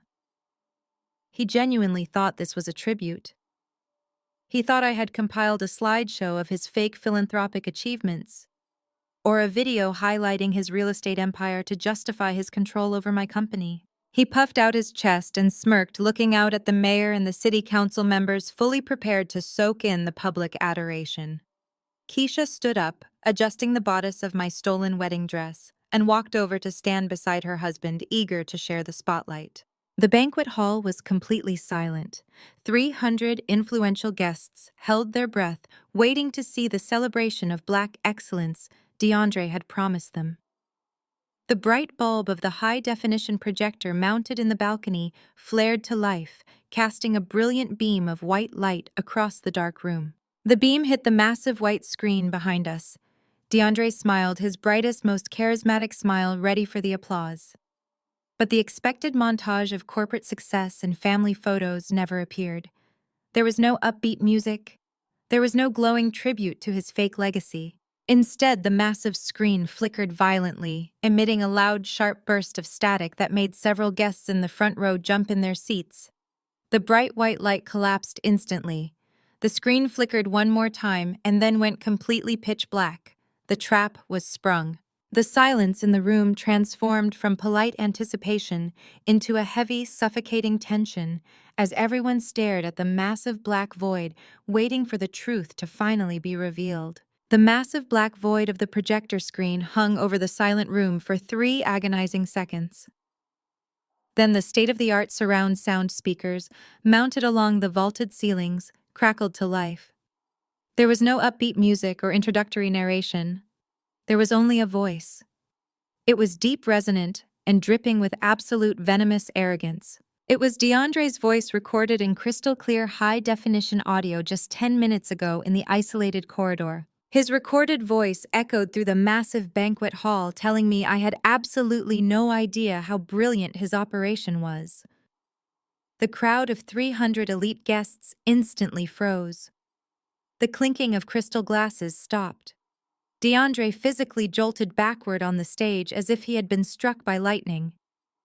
His charismatic, philanthropic smile vanished entirely. The blood completely drained from his face, leaving him looking like a terrified ghost in a velvet tuxedo. He reached into his pockets, frantically searching for his phone, but the audio was not coming from his device. It was coming from everywhere. His voice boomed through the speakers, bragging about how he did not just forge a few documents. The entire congregation listened in stunned silence as the recorded DeAndre explained how my sister Keisha sat at his dining room table for 3 agonizing weeks, practicing my signature until it was absolutely flawless. I watched my mother Shirley sitting at the VIP table in the front row. Her jaw literally dropped. The expensive glass of champagne she was holding slipped from her fingers and shattered against the marble floor. The audio continued without mercy. The speakers blasted DeAndre's explicit confession, detailing how he set up 7 different shell companies registered in Delaware, specifically designed to look like boutique floral and catering vendors. He bragged loudly to the entire church about funneling dirty cartel cash through those shell companies directly into my business accounts. He laid out his master plan to route the clean money straight to his offshore accounts in the Cayman Islands, while leaving my name and my social security number on every single primary ledger. The wealthy wives who had been whispering about my pathetic failures just minutes earlier were now staring at the stage with wide, terrified eyes. The mayor of Atlanta, who had just shaken DeAndre's hand and accepted a massive novelty check, suddenly stood up from his chair. The politician's face was pale with sheer panic. He immediately signaled to his security detail. He knocked his chair backward and practically sprinted away from the front table, desperate to distance himself from a man who had just confessed to laundering money for a violent criminal syndicate on a live microphone.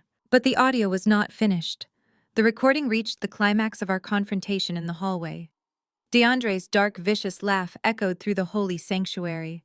His voice vibrated with absolute malice as he told me the cartel did not care who went to federal prison as long as their money was clean.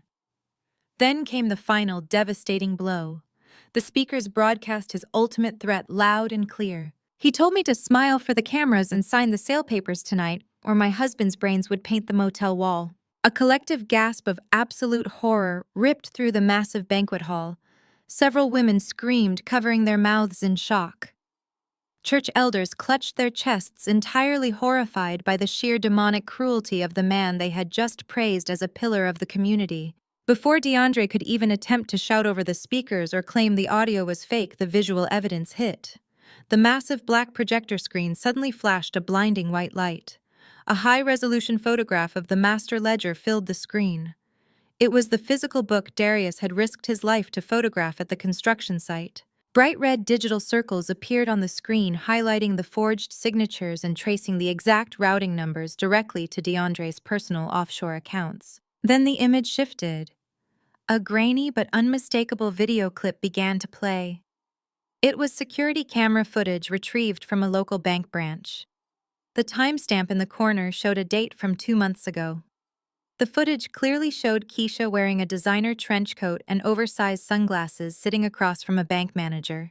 The camera angle caught her perfectly as she slid the sunglasses down her nose.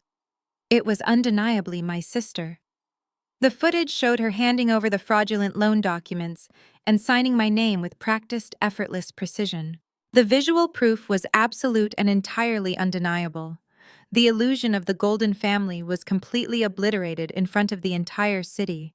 Keisha lost her mind. The pristine, elegant facade she had maintained her entire life violently shattered. She looked at the massive screen showing her committing federal bank fraud, and a high-pitched hysterical scream ripped from her throat. She did not look like an angel in a custom couture gown anymore.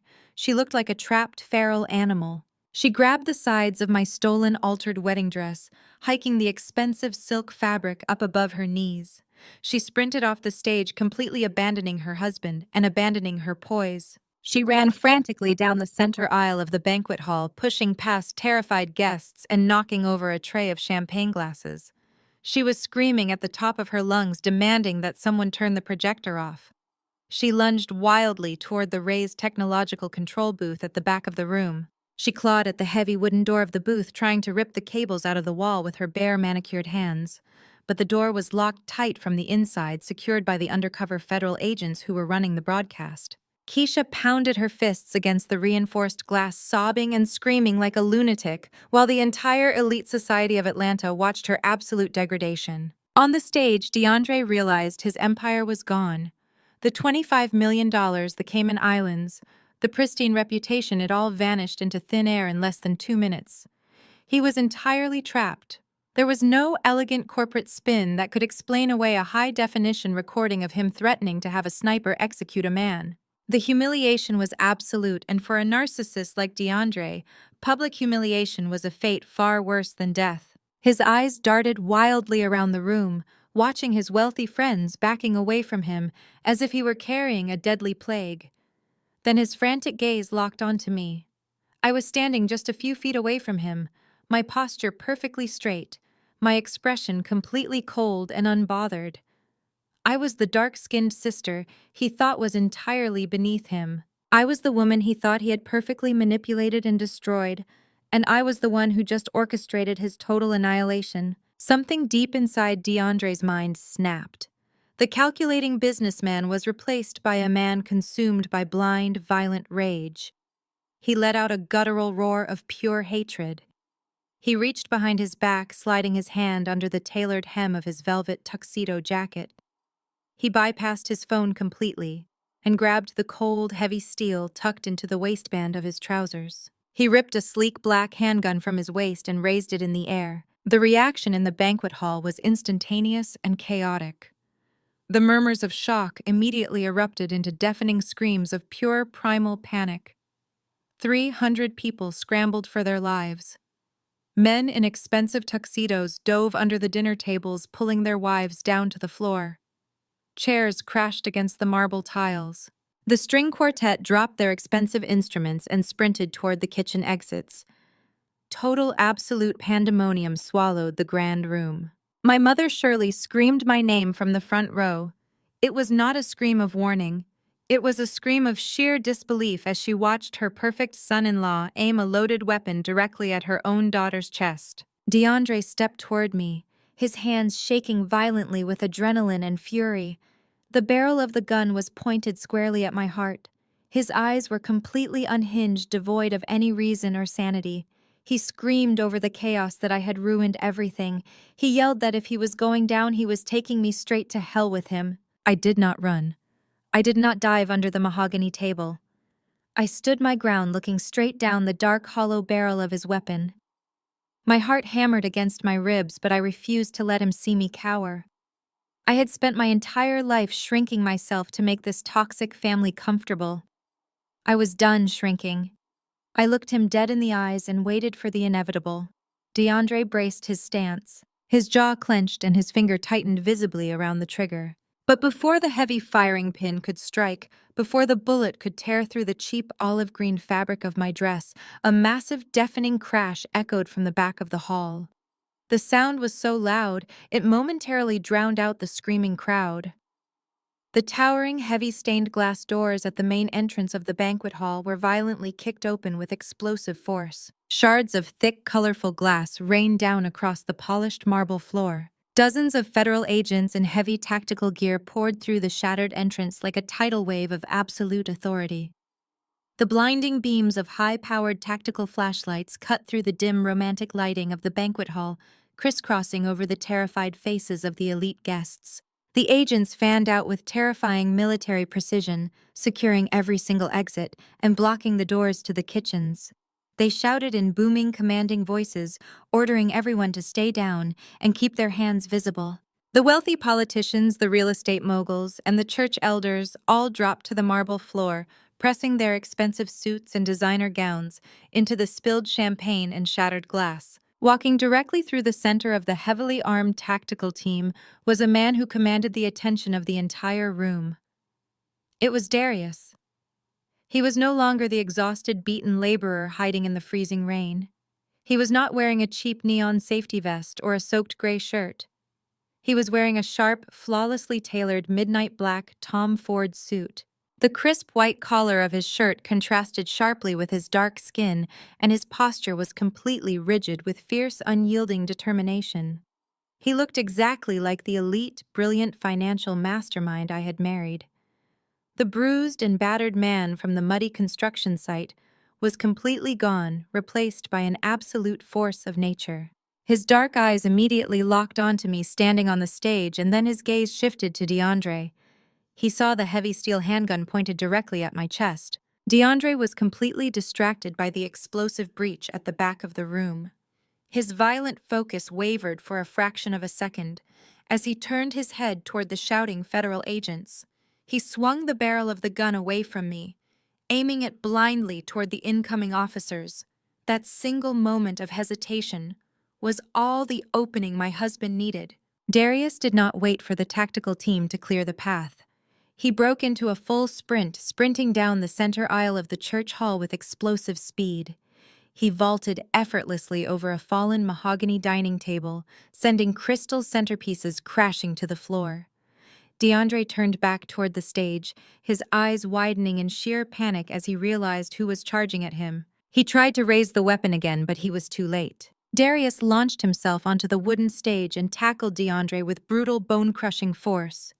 The impact of their bodies colliding sounded like a car crash.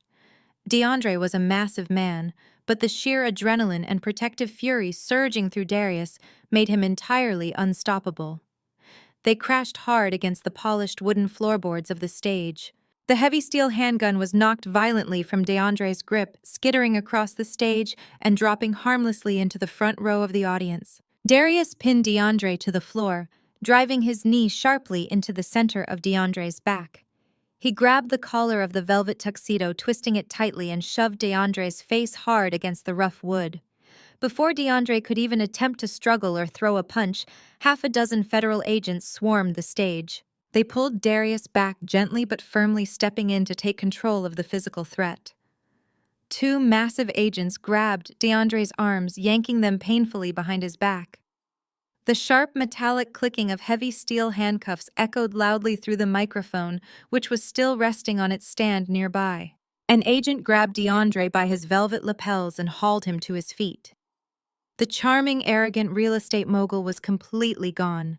His custom tuxedo was ruined, his face was bruised, and his eyes were wide with the terrifying realization that his life was officially over. A federal agent began reading him his Miranda rights in a loud, clear voice, ensuring the mayor, the city council, and every single wealthy investor in the room heard exactly what DeAndre was being charged with. He was explicitly arrested for federal wire fraud, money laundering, extortion, and conspiracy to commit murder. At the exact same time, on the other side of the room, another squad of federal agents had located Keisha. She had failed to break into the technological control booth and was desperately trying to crawl out through a side exit near the coat check. Two female agents intercepted her, grabbing her forcefully by the arms. Keisha fought them like a feral animal. She kicked her expensive heels into the air and thrashed her body wildly, screaming that they had the wrong person. She screamed that she was the interim chief executive officer and demanded to speak to her lawyers. The agents did not care about her demands. They dragged her back into the main banquet hall, forcing her to walk past the horrified stares of her affluent social circle. As she struggled, the delicate hand-stitched French lace of my stolen wedding dress snagged violently on the sharp metal edge of a fallen catering table. Keisha yanked forward and the fabric tore with a loud, sickening rip. The beautiful shimmering champagne silk split entirely up the side, exposing the cheap synthetic lining underneath. The dress she had stolen and altered to psychologically torture me was completely destroyed, reflecting the exact state of her pristine fake life. The agents forced Keisha to her knees right in front of the main stage. They pulled her manicured hands behind her back and slapped the cold steel handcuffs onto her wrists. She collapsed forward, sobbing hysterically. Her expensive designer makeup ran down her face in thick black streaks, making her look entirely pathetic. I stood on the stage watching the people who had tormented me finally face their absolute ruin. But the nightmare of my family was not quite finished. A loud, piercing shriek cut through the authoritative commands of the federal agents. It was my mother. Shirley scrambled up from the floor, entirely ignoring the broken glass cutting into her hands. She did not look at me. She did not run to the stage to see if I was unharmed after having a loaded weapon pointed at my heart just seconds ago. Her entire universe still revolved exclusively around her golden child. Shirley ran frantically toward the agents holding Keisha down. She threw herself between the heavily armed officers and her sobbing daughter, waving her arms frantically. Tears streamed down her face as she tried to physically shield Keisha from the federal authorities. She pointed a shaking, accusing finger directly at me, standing silently on the stage. She screamed at the top of her lungs, her voice echoing through the massive hall. She screamed that Keisha did not know anything about the cartel money. She yelled that it was all a massive mistake. She told the federal agents they were arresting the wrong sister. She pointed at me again, her face twisted into a mask of pure venomous hatred. She screamed she didn't know. Maya set her up. Arrest Maya, she's the jealous one. The absolute hypocrisy and delusion of her words hung heavily in the air. Even after hearing the high-definition audio of DeAndre explicitly confessing that Keisha spent 3 weeks practicing my forged signature, my mother still chose to protect her. Even after watching security footage of Keisha committing federal bank fraud, my mother still blamed me. She was willing to throw me to the federal government and let me rot in a prison cell just to maintain the illusion of Keisha's perfection. The entire congregation watched in stunned, disgusted silence as the true, deeply toxic dynamic of our family was laid bare for the world to see. The lead federal agent in charge of the raid stepped forward. She was a tall, striking black woman, radiating absolute authority. It was my college sorority sister. She walked right up to my mother, towering over her with a look of profound disgust. She did not yell, but her voice was as cold and sharp as a razor blade. She told my mother to step away from the federal suspect immediately, or she would be placed under arrest for obstruction of justice and aiding a criminal conspiracy. My mother physically recoiled as if she had been slapped. She looked at the hardened federal agent and finally realized her manipulative tears and her church-sanctioned guilt trips held absolutely no power here. She stumbled backward, covering her mouth with her hands, as she finally understood that Keisha was not going home tonight. My sorority sister turned away from Shirley, dismissing her entirely. She walked up the wooden steps to the stage and approached me. Her stern professional expression softened for just a fraction of a second, offering me a silent nod of deep respect. She asked me quietly if I was injured. I shook my head, telling her I was perfectly fine. She reached into her tactical vest and pulled out a thick, pristine legal folder. It was the heavily guarded dossier containing the final pieces of Darius's brilliant financial counterattack. She handed the folder to me, ensuring it was securely in my grasp. The federal operation was complete, but my personal reckoning had just begun. I took the heavy folder and held it tightly against my chest. I looked across the stage at Darius, who was standing tall, his breathing finally returning to normal. He gave me a gentle, reassuring smile, acknowledging that the hardest part was over. I turned my attention back to the floor below the stage. I slowly walked down the 3 wooden steps, my cheap olive green dress brushing against the expensive polished wood. I walked directly toward the center of the room where Keisha was sobbing on her knees in handcuffs, and my mother was standing frozen in shock. I stopped right in front of them, towering over the 2 women who had spent my entire life trying to make me feel small. The federal agents stepped back slightly, giving me the space I needed to finish what they had started. The entire banquet hall was dead silent, watching me hold the legal folder. The final hammer was about to fall, and I was not going to show them a single ounce of mercy. I stood in the center of the shattered banquet hall. The silence was absolute. 300 of Atlanta's most elite citizens held their breath. They watched me hold the heavy legal folder. I looked down at my sister. Keisha was kneeling on the cold marble floor. Her hands were cuffed tightly behind her back. The stolen champagne silk of my wedding dress hung in ragged, torn strips around her bruised knees. Thick black mascara mixed with her tears staining her face and completely ruining her flawless complexion. She looked up at me with wide, terrified eyes. For the first time in her entire life, she was looking at me not with condescension, but with absolute raw fear. I slowly flipped open the heavy cover of the legal folder. The crisp sound of the thick parchment paper rustling echoed in the quiet room. I looked right into Keisha's panicked eyes. I kept my voice perfectly calm and measured.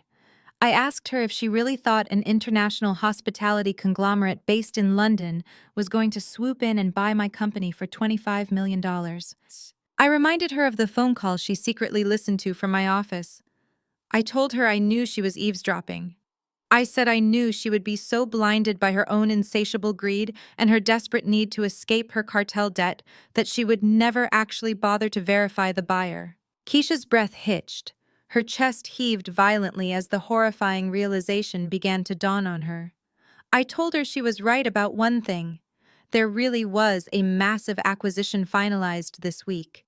But the buyer was not a group of anonymous British investors.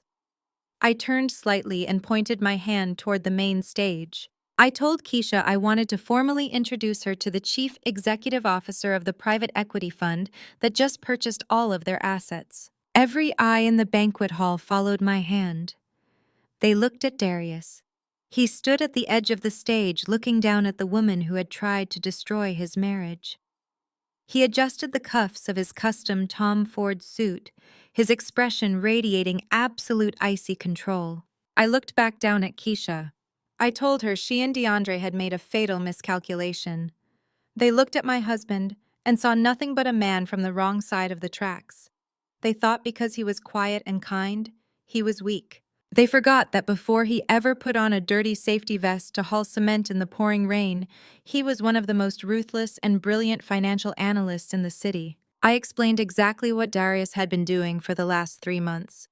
I projected my voice so the mayor, the politicians, and my mother heard every single word. I said Darius did not just spend his time working as a lowly laborer to find the physical ledger. By day, he was sweating in the red mud, but by night he was meticulously tracing every single one of DeAndre's sloppy digital footprints. He tracked the shell companies. He tracked the offshore routing numbers.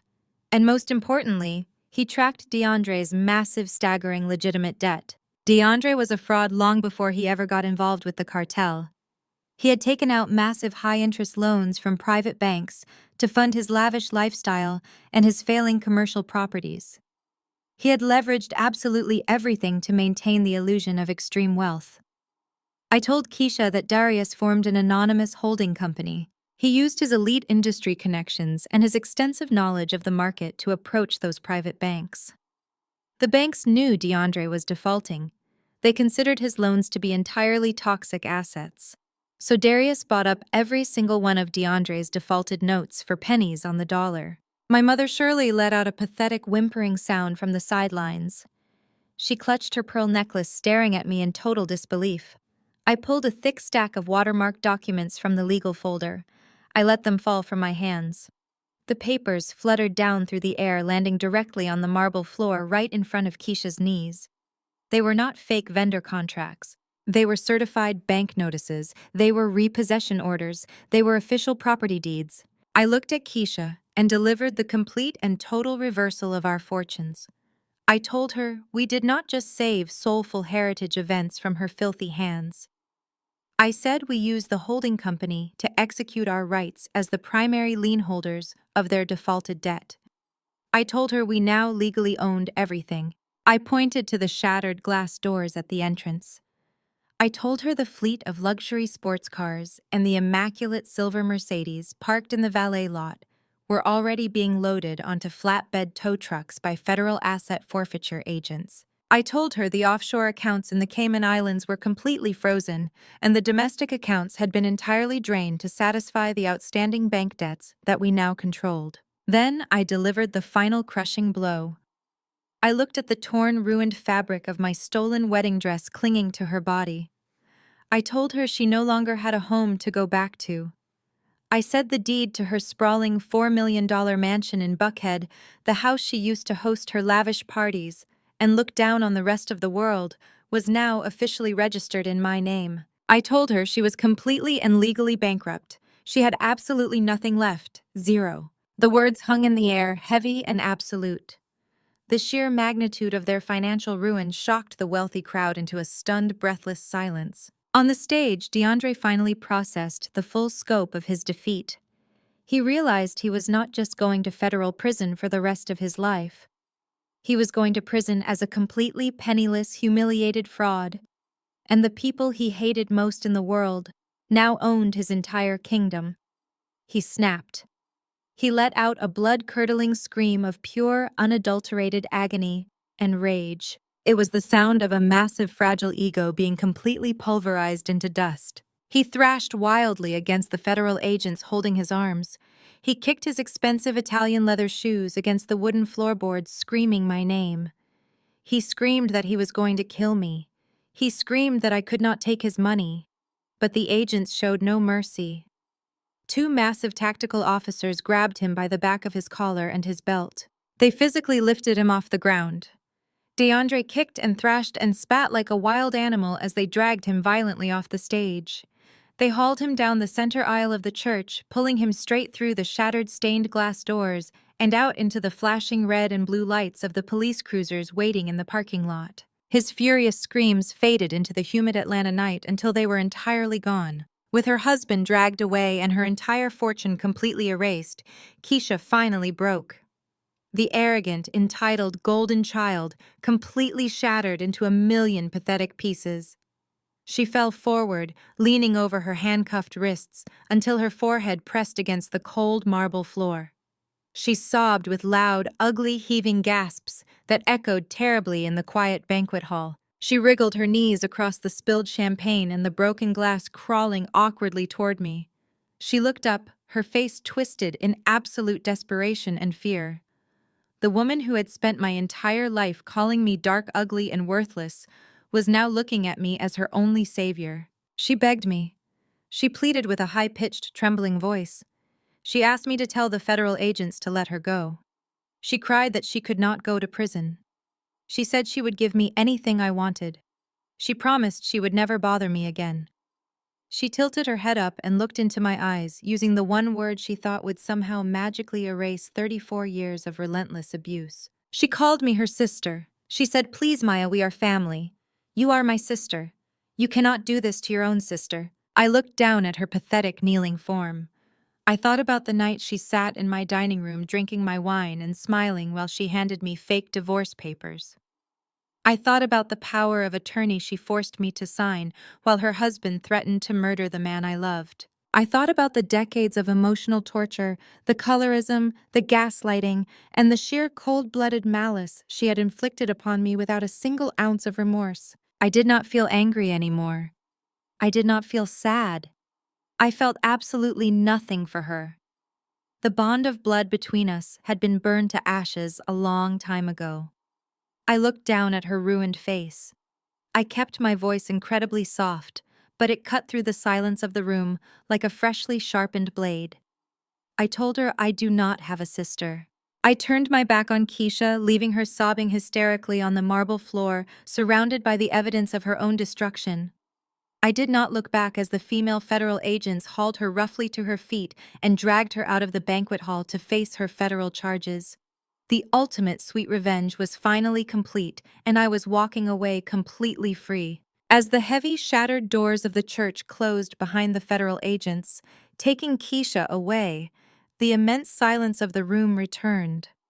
The remaining elite guests were frozen in their places, too stunned to even whisper or move. I stood in the center of the wreckage, breathing in the cool air, drifting through the broken glass. Then I heard the sharp, frantic clicking of heels approaching me from behind. I turned around to face my mother. Shirley was trembling from head to toe. The diamond necklace around her neck, which she had proudly flaunted just an hour ago, suddenly looked like a heavy chain weighing her down. She looked at the empty doorway where Keisha had just disappeared, and then she looked at the legal folder still resting firmly in my hands. The reality of her situation finally crashed down upon her. With Keisha and DeAndre going to federal prison and their entire estate legally seized, Shirley had absolutely nothing. The luxury condo she lived in was paid for by DeAndre's shell companies. The car she drove was leased under Keisha's name. The credit cards in her designer purse were completely tied to the fraudulent accounts that federal agents were currently freezing. She was entirely destitute in a matter of minutes. She reached out a shaking hand trying to grasp my arm, but I took a deliberate step back. Her face crumpled into a mask of pure desperation. She dropped her arrogant, haughty attitude and adopted a sickly, sweet, pathetic tone. She dropped her voice to a whimpering whisper. She said, "Maya, baby, you have to take care of me. I am your mother. You cannot just leave me here with nothing. Where am I supposed to go?" I looked at the woman standing before me, and I felt a profound sense of absolute closure.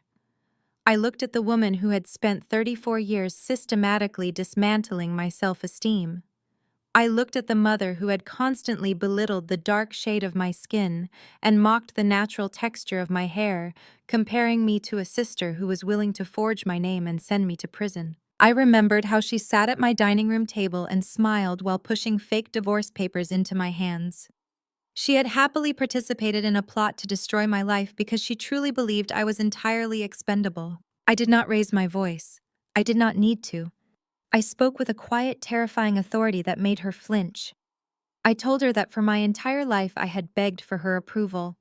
I had worked myself to the bone trying to build a company she could be proud of, trying to be the daughter she wanted. But I finally realized that her love was entirely conditional and completely transactional. I looked right into her tear-filled eyes. I told her she had placed all of her bets on the wrong daughter. I said, "You made your choice, Shirley. Enjoy the streets." She let out a loud, agonizing wail that echoed off the vaulted ceilings of the church. She fell to her knees right in the spot where Keisha had been sobbing minutes earlier. She cried out my name, begging me to come back, but I did not stop. I turned my back on her and walked straight toward the edge of the stage where Darius was waiting for me. He reached out and took my hand, interlocking his fingers firmly with mine. Together we walked out of the banquet hall, stepping over the shattered stained glass, leaving the toxic ruins of my family behind us forever. 6 months later, the warm evening breeze of the Atlanta summer drifted across the massive wrap-around balcony of our brand-new corporate headquarters. I stood leaning against the sleek glass railing, looking out over the glowing city skyline. The nightmare of that charity gala felt like a distant lifetime ago. Soulful Heritage Events was no longer just a local luxury brand. We had expanded our operations nationwide, opening regional offices in Chicago, New York, and Los Angeles. With Darius managing the complex financial acquisitions and me driving the creative vision we had built an unstoppable empire. I heard the soft slide of the glass patio door opening behind me. Darius stepped out onto the balcony holding two crystal champagne flutes. He looked incredibly handsome, wearing a casual tailored linen shirt. The bruises and cuts from the construction site had long since healed, leaving only a faint scar above his eyebrow as a permanent reminder of the war we fought and won together. He handed me a glass and wrapped his free arms securely around my waist, pulling me close against his chest. I leaned my head on his shoulder, feeling a sense of deep, absolute peace that I had never known before. We were healing. We were wealthier than we had ever been. But most importantly, we were completely, fiercely, and unconditionally in love.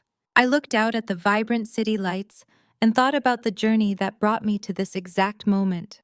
I turned my gaze back to you, the people watching and listening to my story right now. If there is one thing I want you to take away from everything I survived, it is the absolute realization of your own unshakable worth. We are taught from a very young age that blood is thicker than water. We are conditioned to believe that we owe our families endless loyalty, even when they offer us nothing but endless pain. But let me tell you the hardest truth I ever had to learn. Sometimes the family you are born into is the exact thing you need to survive walking away from. You do not owe your peace to people who are committed to misunderstanding you. You do not owe your success to people who secretly pray for your downfall. And you absolutely do not owe your love to anyone who makes you feel like you are difficult to love simply because of the color of your skin or the boundaries you set to protect your spirit. Breaking generational curses is not a quiet, peaceful process. It is a violent disruption of the status quo. It requires you to look the people who hurt you directly in the eyes and strip them of their absolute power over your life. It means accepting the terrifying reality that the people who are supposed to protect you are actually the ones you need protection from. I had to lose everything I thought I knew about my family to discover the incredible unyielding strength I carried inside myself. I had to let my old life completely burn to the ground so I could build my true authentic empire from the ashes. Have you ever had to walk away from toxic family members to protect your own sanity? Have you ever had to break a generational curse to find your own success? I want to hear your stories in the comments below. Let this space be a safe testament to our shared resilience. If my journey resonated with you, please hit the like button and subscribe to the channel for more stories of surviving, overcoming, and thriving against all odds. Share this video with anyone who might need the courage to finally choose themselves today. Thank you for listening, and thank you for being a part of my healing journey. Remember, your worth is never determined by those who are completely incapable of seeing it. I turned back to Darius. He smiled, looking at me with nothing but pure absolute adoration.